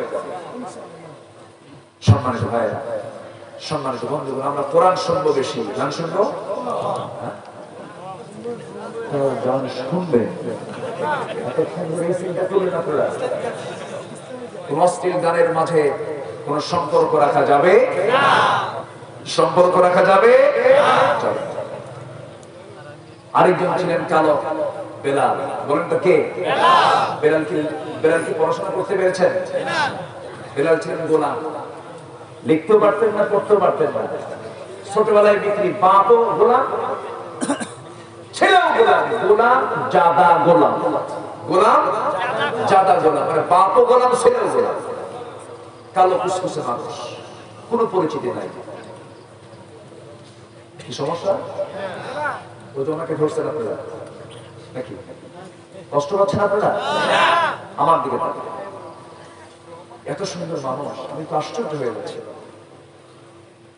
এত ভালো মানুষ, এলাকার কোন নড়াচড়া নাই। বলি আলহামদুলিল্লাহ, বলি আলহামদুলিল্লাহ। যে কোনো বৈঠকের একটা আদব আছে না, বলেন তো? আদব আছে। আমি সম্পূর্ণ পুরোপুরি আদব আমি লক্ষ্য করছি আপনাদের মাঝে। আলহামদুলিল্লাহ। আদব তো মারাত্মক জিনিস। আদব যার থাকে তার ঈমান থাকে। আলহামদুলিল্লাহ বলেন। যার আদব নাই তার ঈমান থাকে? সে তো এতিম নয় যার বাপ মারা গেল। লাইসাল ইয়াতীম মান মাতা ওয়ালিদাহু ইন্নাল ইয়াতীমা ইয়াতীমুল ইলমি ওয়াল আদাব। যার আদব নাই সে হচ্ছে প্রকৃত এতিম, আর যার আদব আছে সে হচ্ছে সবচেয়ে পৃথিবীর ধনী মানুষ। বলি আলহামদুলিল্লাহ। আমরা আদব বলা হব, জোরে বলি ইনশাআল্লাহ। কালো বেলাল, আহারে, সেই নাইজেরিয়ার মানুষ, আফ্রিকার মানুষ, বিক্রি হতে হতে চলে আসছে মক্কায়। কেউ তাকে চেনাও না তেমন। হঠাৎ করে নবীর কালিমার দাওয়াতটা পেয়ে গেছে, কালিমা পড়ছে। সঙ্গে সঙ্গে সামনে উমাইয়া এসে বলতেছে, আবু জেহেল বলল, বেলাল তুমি নাকি ইসলাম কবুল করেছো? আপনি আমাকে এরকম করে প্রশ্ন করেন কেন? আপনি শুনছেন? আপনি এখন দেখেন। কি দেখবো আমি? আপনি এখন দেখেন আমাকে। আশহাদু আল্লা ইলাহা ইল্লাল্লাহু ওয়াহদাহু লা শারীকা লাহু ওয়া আশহাদু আন্না মুহাম্মাদান আবদুহু ওয়া রাসূলুহু। আমি কালিমার ঘোষণা দিলাম, ও আমার মুনিব তুমিও কালিমা পড়ো। ওই দুঃসময়, ওই কঠিন ক্রাইসিস পিরিয়ডে দাওয়াতি কাজ তিনি বন্ধ রাখলেন না, কারণ মানুষের মধ্যে সবচেয়ে গুরুত্বপূর্ণ গুণ হলো ইমানদারের। সে দাওয়াতি কাজ করবে অনিয়মিত না নিয়মিত? উদউ ইলা সাবিলি রাব্বিকা বিল হিকমাহ। দাওয়াতি কাজ করতে হবে সবার জন্য। বেলাল দাওয়াতি কাজের চান্স পেলেন, তিনি তাকে দাওয়াতি কাজ করলেন, তুমিও কালিমা পড়ো। উমাইয়া বলছে, তুই কি জানিস আমি তো এইটার জবাব কি দিতে পারি? বেলাল মুসকে মুসকে হাসি মেরে বলেন, আমি আমার জীবনকে উৎসর্গ করে দিয়েছি ইসলামের জন্য, দ্বীনের জন্য। লোকটা কালো, লোকটা কালো মানুষ, কোনো পরিচিতি নাই তেমন, কিন্তু আল্লাহর কাছে এগুলো তো যাবে না, বাহ্যিক কোনো সুন্নাত যাবে না। ইন্না আকরামাকুম ইনদাল্লাহি আতকাকুম। আল্লাহর কাছে সেই লোকটাই সবচেয়ে বেশি দামি যে সবচেয়ে বেশি ভয় করে কাকে? আল্লাহকে ভয় করে। গণভবনের সামনে, গণভবনের ভিতরে একজন মানুষ থাকেন, গোটা দেশের প্রথম নাম্বার নাগরিক। আবার সেই গণভবন, বঙ্গভবনের সামনে একটা রাস্তার ফকির যদি সেই জায়গায় থাকে, সেই ফকিরটা যদি আল্লাহর কাছে সবচেয়ে বেশি, আল্লাহকে সবচেয়ে বেশি ভয় পায়, ওই এক নাম্বার ব্যক্তির চাইতে ফকিরটা আল্লাহর কাছে বেশি দামি। যদি বলি সুবহানাল্লাহ। আমরা সম্মান পেতে চাই কার কাছে? মর্যাদা পেতে চাই কার কাছে? আল্লাহর কাছে আমরা পেতে চাই। সাইয়েদনা বেলাল রাদিয়াল্লাহু তাআলা আনহুর কথা কে না জানেন? সেই কারণে বেলাল কাছে রব্বুল আলামিন কি সম্মান দিয়ে দিলেন। উমাইয়া তাকে ধরে নিয়ে খেজুর পাতার পাকানো রশি গলার মধ্যে বেঁধে, গলার মধ্যে শক্ত করে বেঁধে জীবজন্তুর মতো টেনে হেঁচড়ে তাকে মরুতপ্ত বালুতে নিয়ে চলে গেল।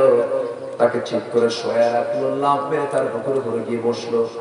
বেলালের মুখ থেকে কোনো কথা নাই, শুধু একটাই সূরা তিনি বারবার পড়ছেন, যারা পারেন সঙ্গে পড়ুন, কুল হুয়াল্লাহু আহাদ আল্লাহুস সামাদ লাম ইয়ালিদ ওয়া লাম ইউলাদ ওয়া লাম ইয়াকুল লাহু কুফুয়ান আহাদ। আহাদ আহাদ বারবার করে যখন বলছিলেন, উমাইয়ার সহ্য হলো না। উমাইয়া করলো কি, রাগের ছানায় মুখের মধ্যে বাম হাত ঢুকায় দিয়া জিহ্বা টান মেরে বের করে জিহ্বার ভিতরে বাবলা গাছের কাঁটা যখন ঢুকায় দিল, ফিঙ্কি দিয়ে রক্ত বের হয়ে গেল। এবার বলা হলো, বেলাল রে, জিহ্বা বন্ধ করলাম, আল্লাহর নাম নিবি কেমনে, আল্লাহর জিকির করবি কেমনে?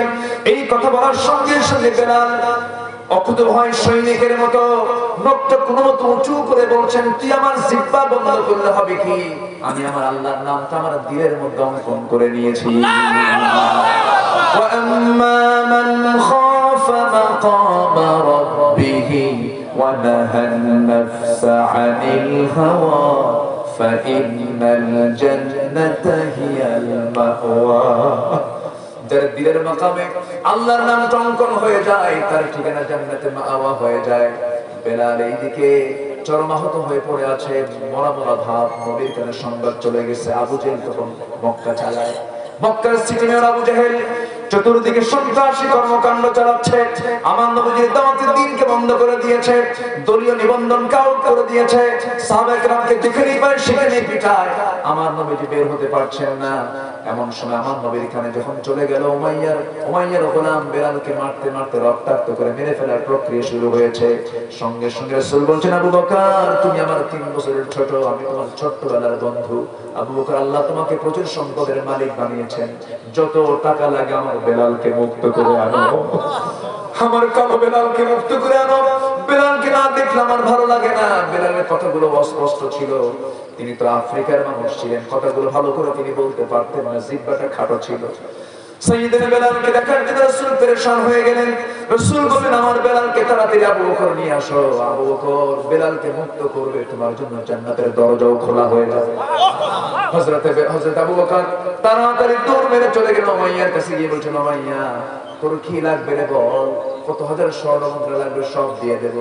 তার মুখের উপরে স্বর্ণ মুদ্রা নিক্ষেপ করে বেলালকে মুক্ত করে নবীর সামনে যখন হাজির করানো হলো, রাসূলুল্লাহ নবীজি বেলালের মাথা থেকে পা পর্যন্ত আপার মস্তক বারবার দেখছিলেন, আর চোখের পানি ফেলে ফেলে কেঁদে কেঁদে বলছেন, বেলাল রে, তোর দেহ থেকে যখন রক্ত জমিনে পড়েছে, জানবি একদিন দেখবি বেলাল এই জমিনেই আল্লাহর দ্বীন কায়েম হয়ে গেছে। সুবহানাল্লাহ, আরো জোরে বলে সুবহানাল্লাহ।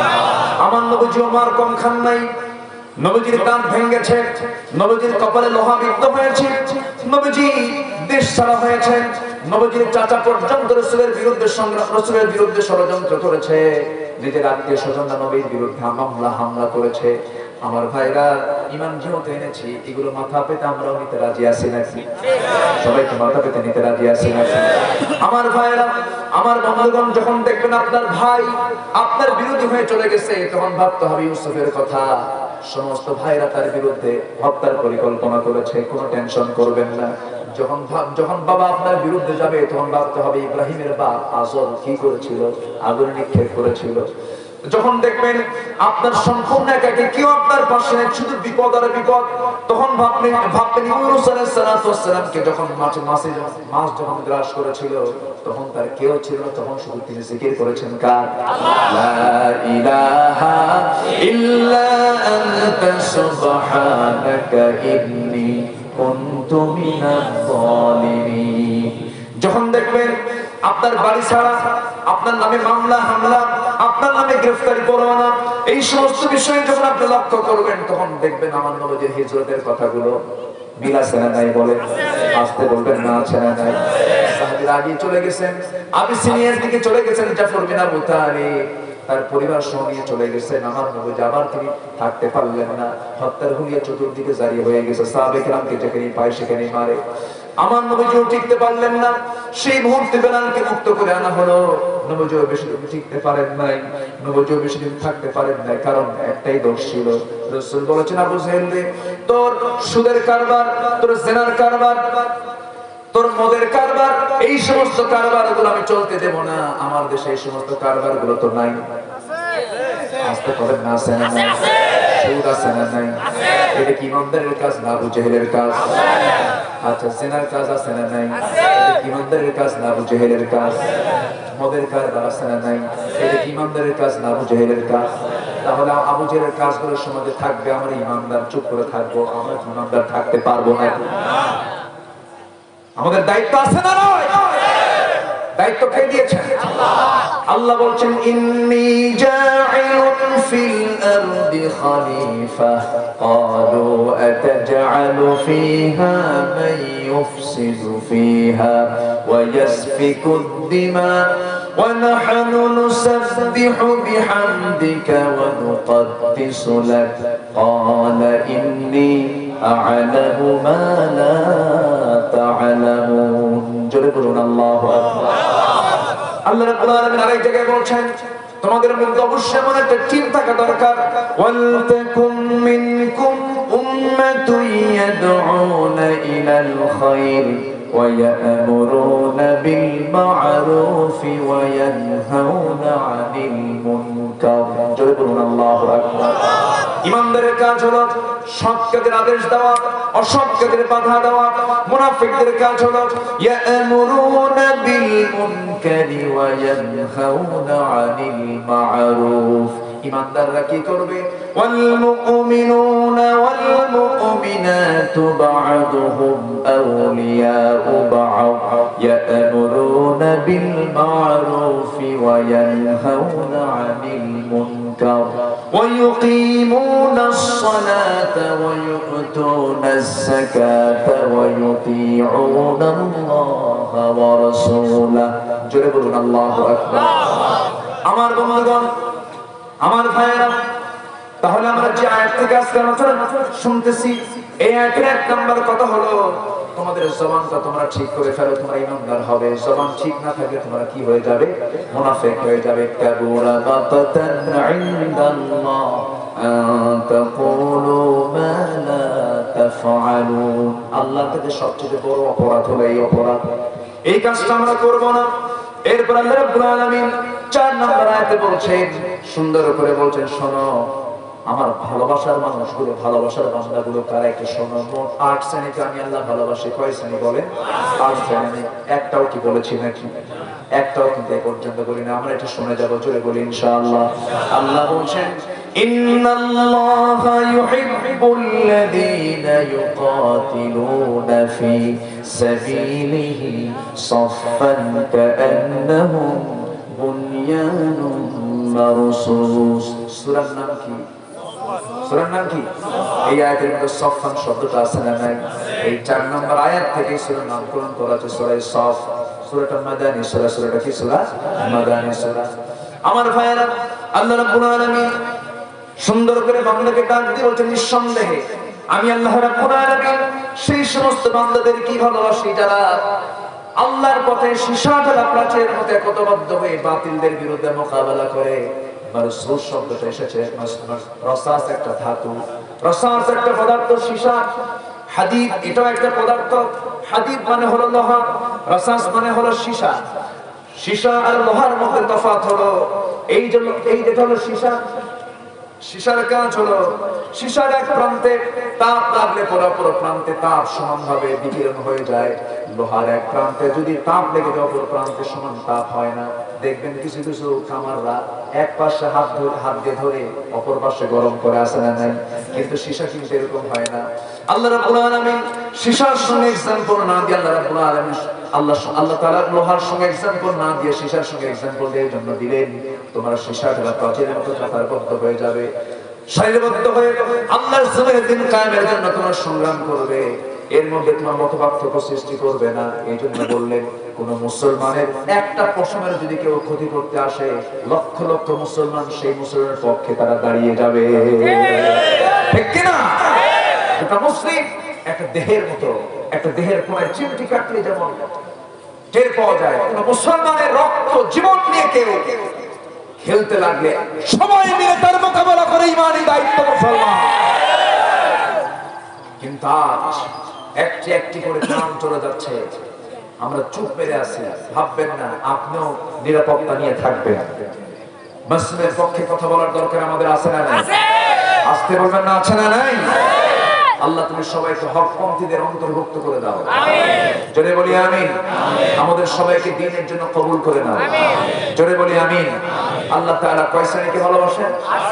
এর মধ্যে একটা শ্রেণী আমরা শুনলাম, সেটা হচ্ছে যারা আল্লাহর পথে সংগ্রাম করে শিশুরা প্রাচীরের মতো কাতারবদ্ধ হয়ে আল্লাহ তাদেরকে ভালোবাসে। আল্লাহ তুমি এই কাতারে আমাদেরকে অন্তর্ভুক্ত করে নাও, আমিন, জোরে বলি আমিন।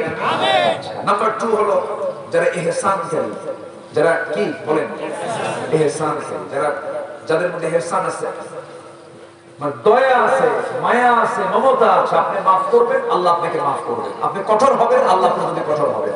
ওয়া আহসিনু ইন্নাল্লাহা ইউহিব্বুল মুহসিনিন। ইহসান করো, আল্লাহ মুহসিনদেরকে খুব ভালোবাসেন। যদি বলি সুবহানাল্লাহ। আরেক জায়গায় আসছে والذين ينفقون في السراء والضراء والكاظمين الغيظ والعافين عن الناس والله يحب المحسنين। জোরে বলুন আল্লাহু আকবার। কষ্ট পাচ্ছেন আপনারা? আমি যে আয়াতগুলো বলতেছি বিরক্ত হচ্ছেন না তো? আমরা এরকম হুজুর আমরা বাংলা জানি, আরবিতে বুঝি না, এত আরবি কোন কেন? এরকম শ্রোতাও কিন্তু আছে। উত্তরবঙ্গে মাহফিলে গেলে, উত্তরবঙ্গের মাহফিল গুলো ধরেন বিশেষ করে রংপুর, কুড়িগ্রাম, ঠাকুরগাঁও ওইদিকে যদি আপনি বেশি আয়াত করেন, তখন মাঝে মাঝে আমার এরকম রেকর্ড আসছে সামনে শ্রোতা, হুজুর একটু বাংলা খাওয়া, কি কথা বুঝতেছেন? এরকম আছে। কোরআন তো আর বাংলা না, কোরআন কি? কোরআনটা কি? আর দক্ষিণবঙ্গ তো আলেমদের দ্বীপ, আলহামদুলিল্লাহ বলবেন না? সবচেয়ে বেশি আলেম কোন জেলায়? কুমিল্লা।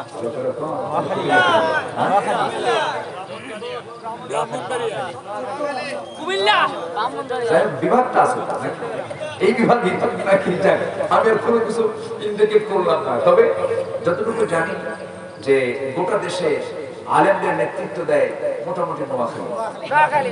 বলি আলহামদুলিল্লাহ। বৃহত্তর নোয়াখালীতে আলেম ওলামার সংখ্যা আসতে কম কেন? একটু বেশি, আলেমদের সংখ্যা একটু বেশি। কুমিল্লা কম না, কুমিল্লার সঙ্গে তো নোয়াখালী, তাই না? কুমিল্লা আছে যেখানে, নোয়াখালী পাশাপাশি, জি। কিন্তু ওই দিকে একটু আলেম ওলামার সংখ্যা একটু বেশি। সুরবাত বড় কিছু আছে, আসতে কম আছে না? রাসূল আছেন যেখানে, আবু জাহেল। আমরা ইহসান করব, দুটো গুণ আমরা অর্জন করব, শিখলাম। একটা হচ্ছে আমরা আল্লাহর পথে সংগ্রাম করব একতাবদ্ধ হয়ে, জোরে বলি ইনশাআল্লাহ। একতার দরকার আছে না নাই? ফাসাদ করব না, একতা করব।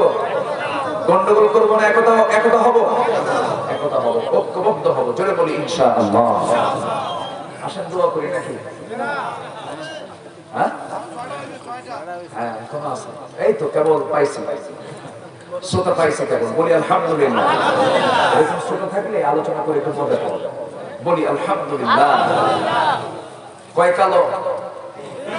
বলেন কয় কালো? ওরকম কালো কিন্তু এখানে একটাও নাই, নাই। ওরকম কালো এখানে একটাও নাই। এখানকার কালো হলো সুন্দর কালো, আলহামদুলিল্লাহ বলে। আমার দেশের কালো মানুষ হলো এই কালো, সেই কালো না। এটা কালো না, ধলাও না, ফর্সাও না, কালো না, এর মাঝামাঝি। এই মাঝামাঝিটা হলো কি কালার? শ্যামলা কালার, বাদামি কালার। আমার রাসূল ধলাও ছিলেন না, কালো ছিলেন না, এর মাঝামাঝি ছিলেন। একটু মিল আছে, আলহামদুলিল্লাহ বলবেন না? সেটা বলে আলহামদুলিল্লাহ।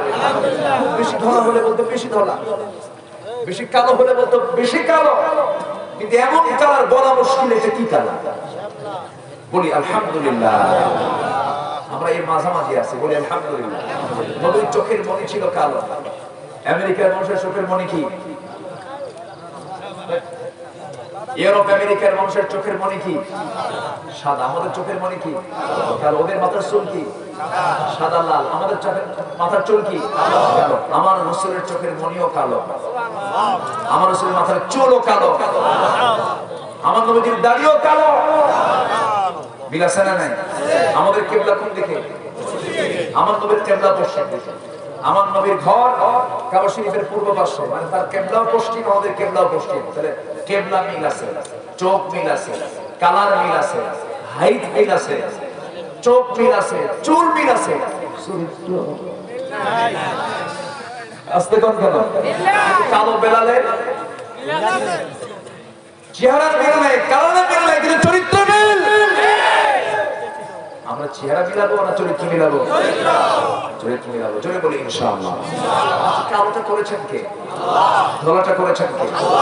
আমি মদিনা শরীফের সামনে মসজিদ নববীর সামনে দাঁড়ায় আছি, বিশাল লং ফিগারের এক আফ্রিকান লোক আমার সামনে এসে দাঁড়ালো। তাদের পোশাকগুলো কেমন যেন একটা কালারের, ওরা ওদের রুচি পছন্দ। যাই হোক, নাম জিজ্ঞাসা করলাম, উনি জবাব দিলেন। আমি তো লম্বায় 6 ফিট মানুষ প্রায়, তো আমি চাই আছি এরকম। বলে এখন কয় ফিট বুঝতেছেন? 8 ফিট হবে, 7.5 ফিট 8 ফিট হবে। আমি এইভাবে চাই আছি, চেয়ে আছি। নাম জিজ্ঞাসা করলাম, নামের জবাব উনি দিলেন। তো আমি ওনাকে একটা প্রশ্ন করলাম, আচ্ছা ভাই, এই যে আপনি কালো, মানে সে যখন হাসি দিচ্ছে তখন সে দাঁত শুধু, মানে দাঁতটা শুধু বের হয়ে যাচ্ছে। তো আমি তাকে বললাম যে এই যে সামনে যে আপনি ঘোরাফেরা করতেছে, মিশরি মানুষগুলো, ইরানের মানুষগুলো, তারপরে এই সৌদির মানুষগুলো, এরা এত সুন্দর, ফর্সা আমেরিকার মানুষগুলো, এত সুন্দর মানুষগুলো দেখে কি আপনাদের একটু খারাপ লাগে না যে আল্লাহ এত কালো বানালো? তোমার মুখটা, ওই বেচারার মুখটা এত মোটা, আমার কবজি আর এর মুখ, এরকম করে নখ উঁচু করে বলতেছে এগুলো কোন চেহারা হলো? চেহারা তো আমার কথা বোঝার। আল্লাহ ওদের দৈহিক শক্তি দান করেছেন, প্রচন্ড শক্তি। আল্লাহ পাক তাদের কালো, যারা কালো হয় তাদের দেহের শক্তি কম না বেশি? সম্মানিত ভাই, আল্লাহ সবাইকে ভাগ ভাগ করে দিয়েছেন, কাউকে শক্তি দিয়েছেন, কাউকে চেহারা দিয়েছেন, এক একটা ভাগ ভাগ করে দিয়েছেন। এই জন্য সৌন্দর্য নিয়ে কোনো অহংকার করা যাবে না। সৌন্দর্য দিয়েছেন কে? কে দিয়েছেন সৌন্দর্য? আল্লাহ দিয়েছেন। বউটা কালো, বিয়ে করছে নতুন, বউটা কালো হয়েছে, 3 দিন পর কাঁদবে। এই কান্দ কেন? সুমনের বউটা দেখতে এত সুন্দর, আমার বউটা কেমন হলো? দেখছেন ওর নজর গেছে সুমনের বউ দিকে, তাহলে ওর বউ কি কোনোদিন সুন্দর হবে? বলো, কোনোদিন সুন্দর হবে? অন্যের বউর দিকে থাকলে তো আপনার বউকে আপনি কখনো সন্তুষ্ট করতে পারবেন না, আপনার বউকে আপনি সন্তুষ্ট থাকতে পারবেন না।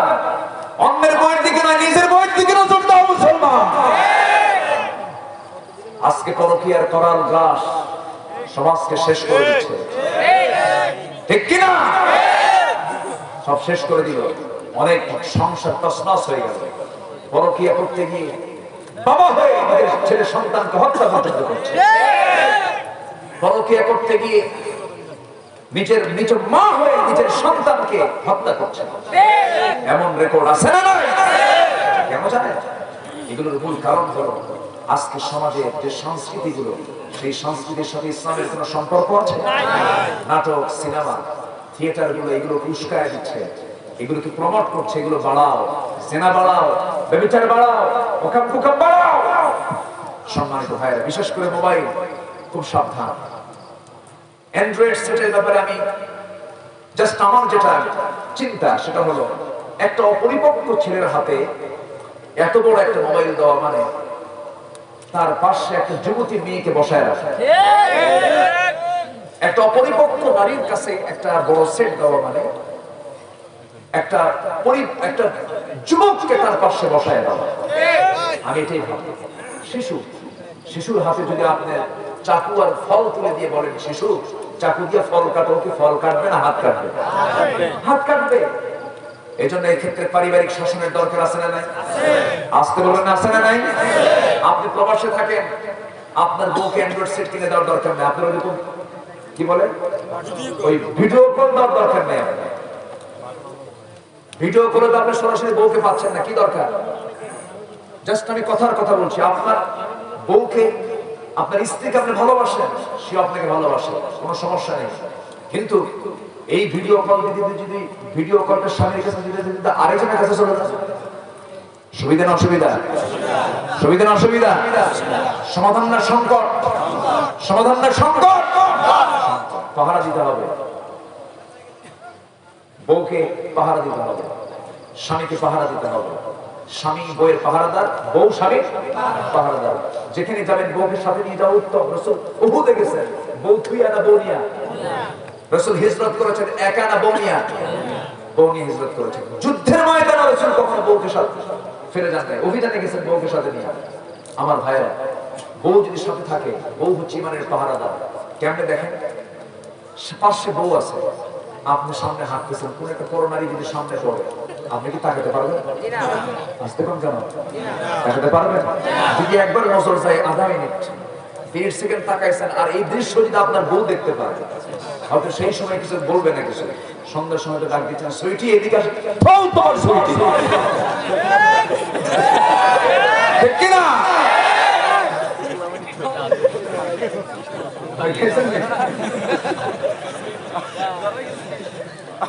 আমি কি অবাস্তব কিছু বলতেছি? এই জন্য সে তোমার পোশাক, সে তোমার পোশাক, তুমি তার পোশাক। বলে সুবহানাল্লাহ। মিলেমিশে থাকো, সাথে সাথে থাকো, অঙ্গাঙ্গী হয়ে থাকো। আল্লাহু আকবার। সম্মানিত ভাইয়েরা, আবার কিছু কিছু মহিলা আছে একটু সুন্দরী, স্বামীটি একটু কালো, খুব বড়াই করে, এরকম মহিলা অনেক দেবীদারে নাই আছে? দেবীদারে আছে? বউটা খুব সুন্দর, স্বামীটা কালো হয়ে গেছে, খুব দামাক দেখায়, কিছু হইলে গন্ডগোল লাগলেই বলে, শোনো তোমার চেহারা দেখো, আয়নার মধ্যে দেখো, তোমার সঙ্গে যে আমার সংসার হয়েছে তোমার 14 গোষ্ঠীর কপাল, একটা খোঁটা মেরে দিবে। এরকম মহিলা তো আছে না? এরকম মহিলা আছে? এগুলো করা যাবে না। তিনজন কালো, কয়জন কালো? আরেকজন কালো সাহাবী, আমার নবীর সাহাবী ছিলেন, খুব কালো, খুব ঘন কালো ছিলেন। থামেন, ওটা পরে বলতেছি। প্রসঙ্গ যখন এখানে আসলো, সেই সাহাবীটা রাসূলের সামনে গিয়ে বললেন, হুজুর আমার কি বিয়ে হবে না? রাসূল বললেন, কেন? এত মেয়ে দেখলাম, আমার কপাল মন্দ, আমার বিয়ে নাই। রাসূল বললেন, কে বলেছে তোমার বিয়ে হবে না? অবশ্যই বিয়ে হবে, আমি তোমার দায়িত্ব নিলাম, যাও। সাহাবী দারুণ খুশি, হুজুর সত্যি কি বিয়ে হবে? হ্যাঁ বিয়ে হবে। কার সাথে? সুন্দরী একটা মেয়ের সঙ্গে তোমার বিয়ে হবে। কার মেয়ে? ওই ইবনে ওহাবের মেয়ে। হুজুর সত্যি কি বিয়ে হবে? অবশ্যই বিয়ে হবে। আমার নবী যে বিয়ের দায়িত্ব নিয়েছেন, সুবহানাল্লাহ।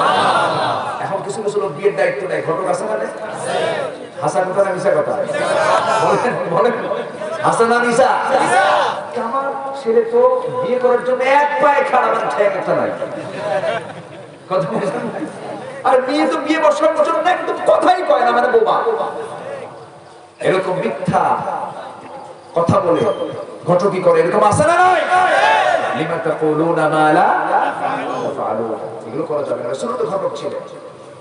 আমার নবী বলেন, যাও। সাহাবী বলেন, ইয়া রাসূলুল্লাহ, আপনি আমাকে একটু দলিল করে দেন, চিঠি প্রস্তুত করে দেন। চিঠিখানা সুন্দর করে ভাঁজ করে নিয়ে মেয়ের বাবার সামনে গিয়ে কালো সাহাবীকে বলতেছে, এই মেয়ের বাপ, এই যে চিঠিখানা পড়ো, তাড়াতাড়ি ব্যবস্থা করো। আল্লাহু আকবার বলবেন না? সাহাবী চিঠিখানা খুলেই দেখে যে রাসূলের পক্ষ থেকে চিঠিখানা এসেছে। খুব খুশি হলেন, রাসূল আমার মেয়েকে নিয়ে চিন্তা করেন। খুব খুশি, খুব খুশি হয়ে বলছেন, শোনো আমার রাসূলের সাহাবী, তুমি তো কালো মানুষ, আমি তো আমার মেয়েকে তোমার সঙ্গে বিয়ে দিতে প্রস্তুত, যেহেতু রাসূল প্রস্তাব দিয়েছেন। কিন্তু বিয়ের ব্যাপারে সিদ্ধান্ত হলো, মেয়ে যদি রাজি না হয় কিছুই করার নাই, আমার মেয়ের যদি পছন্দ হয় বিয়েটা হয়ে যাবে। এই অধিকার নারীকে কে দিয়েছেন? আল্লাহ দিয়েছেন। জোর করে কোনো সিদ্ধান্ত দেওয়া যাবে না। আমার মেয়ে যদি রাজি হয়ে যায় বিয়ে হয়ে যাবে। আমার বিশ্বাস আমার মেয়ে আমার কথার বাইরে যাবে না। আমার বিশ্বাস, আমি তার বাবা হয়ে বলছি, আমার মেয়েটা আমার কথার বাইরে কখনো যাবে না। এমন মেয়ে সন্তান এখন বাংলার ঘরে ঘরে আছে। বাপ বলে, মা সুন্দর ছেলে, মেডিকেলের ছাত্র, এমবিবিএস পাস করেছে, মুখে একটু দাঁড়িয়ে আছে, মা 5 ওয়াক্ত নামাজ পড়ে, পরহেজগার। আচ্ছা বাবা ঠিক আছে, নিয়ে আসো দেখি। দেখতে গেছে, দেখি যখন দেখে লম্বা দাড়ি, মাথায় টুপি, বলে, বাবা কি তোমার চয়েস? এ তো চাচা। কি হয়ে গেছে? রুচির পরিবর্তন হয়ে গেছে। ওই সাহাবী মেয়ের সামনে গিয়ে দাঁড়ালেন, মেয়ে কাঁদতে কাঁদতে বলছে, বাবা তুমি আমার চেহারার দিকে তাকায় কি মনে করছো? বাপ বলছে, মা তোমার চোখে পানি, আমার মনে হয় তোমার সম্মতি নাই। বলছে, বাবা বুঝতে ভুল করছো, মানুষের কান্না দুই প্রকার, একটা হচ্ছে আনন্দের, একটা হচ্ছে দুঃখের। আমার আনন্দের কান্না। আমার নবী যে আমার বিয়ের সিদ্ধান্ত নিয়েছেন, যার সঙ্গে তার সঙ্গে আমার বিয়ে হয়ে যাবে। যদি বলি সুবহানাল্লাহ। আমার ওয়াজগুলো কি মায়েরা শুনতেছে? আশেপাশে মায়েরা আছে? আমার ভাইয়েরা, মেয়ের বাপ বাইরে এসে বলতেছে, ও সাহাবী সাদ আস-সুলাইমি, আমার মেয়ে রাজি, আমি রাজি। সাদ আনন্দ দেখে দৌড় মেরে চলে গেলেন নবীর কাছে, দিয়ে বলছেন, ইয়া রাসূলুল্লাহ, মেয়ে রাজি হয়ে গেছে, মেয়ের বাপ রাজি হয়ে গেছে, আমিও রাজি, হুজুর বিয়েটা তাড়াতাড়ি দিয়ে দেন। যুবকদের মধ্যে বিয়ের উন্মাদনা থাকে কি থাকে না বলেন? থাকে। বিয়ের উন্মাদনা থাকা দরকার। বলি আলহামদুলিল্লাহ। বিয়ে করো যুবকরা, বিয়ে করো, কিন্তু অকাম কুকাম করো। আসতে কোন কেন? বিয়ে করো, তোমার যৌন ঠিক থাকবে, তোমার চরিত্র ঠিক থাকবে, অকাম কুকাম করতে যেও না। তুমি যদি নিজেকে কন্ট্রোল নাই করতে পারো, সোজা বাড়ি থেকে বলবা, আব্বার সামনে দাঁড়াবো, আব্বা বিয়ে করো। ঠিক কিনা? যুবকরা খুব খুশি, হুজুর আপনি ভালো। হুজুর বাস্তব তো। আজকে যুবকরা বিয়ে করতে চায় না, আছে না নাই? আছে না নাই? বিয়ে করতে চায় না, বিয়ে করার দরকার নাই তো। বিয়ে ছাড়াই তো দুষ্টামি হয়, আছে না নাই? এগুলো করা যাবে না।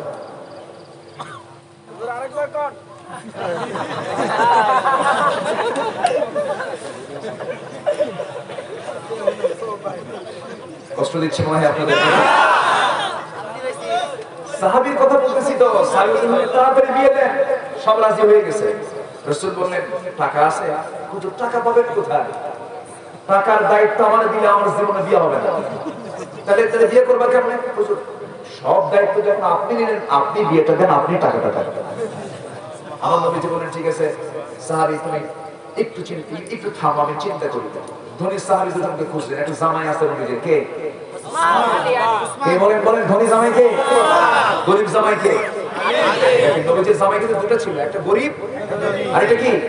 আর আমরা শুধু কি খুঁজি? কি খুঁজি আমরা? ধনীর দিকে দৌড় মারি, গরিবের কোনো খবর। আমার নবীজি ওসমানকে ডাক দিয়ে বলছেন, ওসমান এদিকে আসো। ধনীর দাম ইসলামে আছে না নাই? গরিবের দাম ইসলামে আছে না নাই?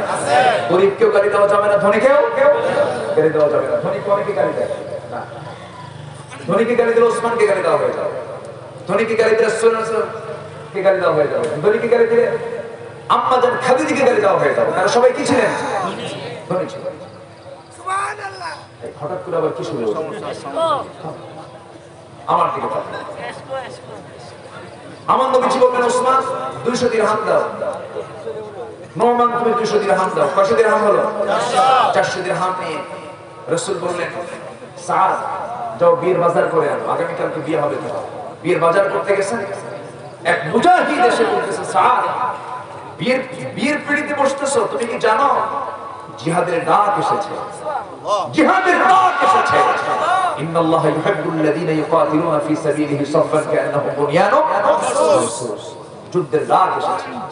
সাহাবী বীর বাজার বন্ধ করে ঘোড়া কিনলেন, তরবারি কিনলেন। আল্লাহ কাকে ভালোবাসেন? কাকে ভালোবাসেন?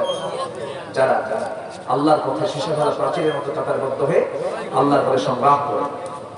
মনে মনে চিন্তা করলেন, বিয়ের সুযোগ জীবনে বারবার আসতে পারে, কিন্তু জিহাদের ডাক আমার কানে আর জীবনে না আসতে পারে। এটাকে তিনি প্রাধান্য দিয়ে তিনি আল্লাহর পথে সংগ্রামে ঝাঁপিয়ে পড়লেন।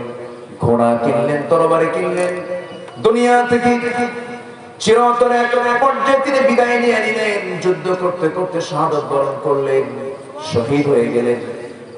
আল্লাহ রাব্বুল আলামিন তাকে শাহাদাতের সম্মান মর্যাদা দিয়ে দিলেন। নবীর কানে সংবাদ চলে এলো, ইয়া রাসূলুল্লাহ, সাদের তো মৃত্যু হয়েছে, শাহাদাত বরণ হয়েছে। কোন সাদ? যে সাদের বিয়ের গতকালকে ছিল। আমার নবীজি দৌড় মেরে সাদকে দেখার জন্য সামনে চলে গেলেন। গিয়ে দেখেন মাথাটা এক জায়গায় পড়ে আছে, চুলগুলো উস্কো খুস্কো হয়ে আছে, রক্তাক্ত হয়ে আছে, হাত কাটা পা কাটা। আমার নবীজি ওই চেহারার দিকে তাকায়া নবীজি একবার মুস্কি মুস্কি হাসেন, একবার কান্নায় ভেঙে পড়েন। সাহাবায়ে কেরাম বলছেন, ইয়া রাসূলুল্লাহ, এমন আচরণ তো আমরা কখনো আপনার দ্বারা আমরা লক্ষ্য করি নাই। আপনি তেমনটা আচরণ কখনো করেন না, একবার হাসেন একবার কাঁদেন, কারণটা কি? আমার নবীজি বলছেন কাঁদতেছি এই জন্য সাদের জন্য সকল আয়োজন আমি সম্পূর্ণ করলাম, কিন্তু আমার সাদ দুনিয়ার জিন্দেগিতে বিয়ে শাদী সম্পূর্ণ করতে পারলো না। আর আমি হাসতেছি এই জন্য আমার সাদ দুনিয়া থেকে বিদায় হওয়ার সঙ্গে সঙ্গে জান্নাতের হুররা তাকে টানাটানি করে বেহেশতের দিকে নিয়ে চলে যেতেছে। কয় কালো বলে তিন কালো। আমার ভাইয়েরা, নবীজি বলেন সাহাবীরা আমার সাদের জানাজার আয়োজন তোমরা করো, সাদের জানাজা আমি পড়াবো। আমার নবীজি জানাজা সম্পূর্ণ করলেন। এরপরে বলছেন ও সাহাবীরা, মক্কার সবচেয়ে সুন্দরী মেয়েটার সঙ্গে যার বিয়ের কথা ছিল সেই সুন্দরী মহিলাটাকে আমার পাশে নিয়ে আসো। নিয়ে আসা হলো। রাসূল বলছেন ও মুহিবুরে মদিনা, ও মদিনার সুন্দরী নারী, আজকে যদি আমার প্রিয় সাহাবী সাদ বেঁচে থাকতো অবশ্যই তোমার সঙ্গে তার বিয়ে হয়ে যেত, তুমি খুব ধন্য হতে। কিন্তু আমার সাদ তো বিয়ের বাজার করতে পারবে, সে করেছে জান্নাতের বাজার, সে জান্নাতের মেহমান হয়ে গেছে। এই যে ঘোড়ার তরবারি সে দুনিয়াতে রেখে গেল, এই দুইটা জিনিস আমি তার পক্ষ থেকে আমি তোমাকে স্মৃতিস্বরূপ দান করে দিলাম। যেরকম সুবহানাল্লাহ।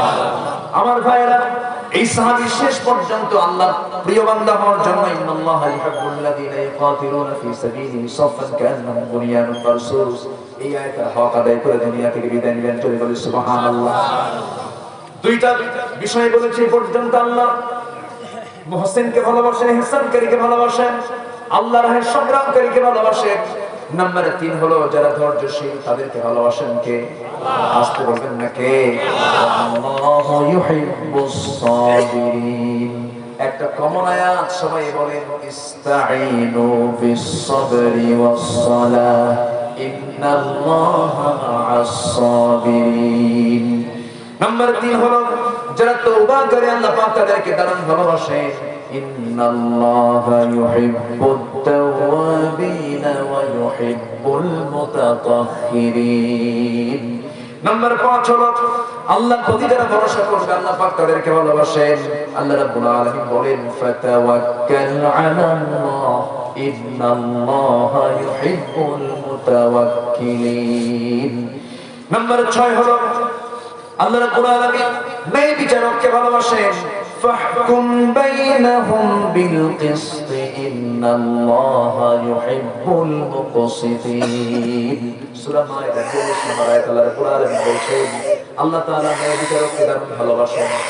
ন্যায় বিচারককে আল্লাহ রাব্বুল আলামিন খুব বেশি ভালোবাসেন। আমার বন্ধুগণ, ন্যায় বিচার যদি কেউ না করতে পারে তার বিচারের জমিনে হয়ে যায়। তার বড় প্রমাণ হলো যারা বিচার করেছে তাদের উপর আবার 11 বছরের সাজা আছে। ঠিক কি না? বিচার হতে হবে ব্যাঠিক না সঠিক? সঠিক বিচার করবে না তোমারও বিচার হবে জমিনে। সম্মানিত ভাইরা, নাম্বার 7 হলো যারা মুত্তাকি। যারা কি? মুত্তাকি। ইন্নাল্লাহা ইউহিব্বুল মুত্তাকিন। সূরা তাওবার 4 নম্বর আয়াতে আল্লাহ রাব্বুল আলামিন একটা অংশ আল্লাহ তাআলা মুত্তাকিদেরকে খুব ভালোবাসেন। জোরে বলি সুবহানাল্লাহ।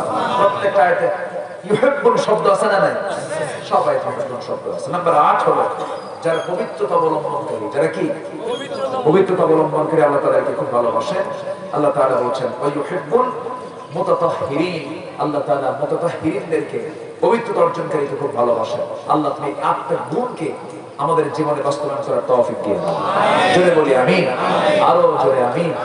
আমি আর কথা বাড়াবো না, যে যেখানে আছি সবাই বসে পড়ি। আমরা চাইবো কার কাছে? এখন আজকে চাইবো কার কাছে? যে যেখানে আছি বসে পড়ি। সুবহানাকাল্লাহুম্মা আশহাদু আল্লা ইলাহা ইল্লা আনতা আস্তাগফিরুকা ওয়া আতুবু ইলাইক।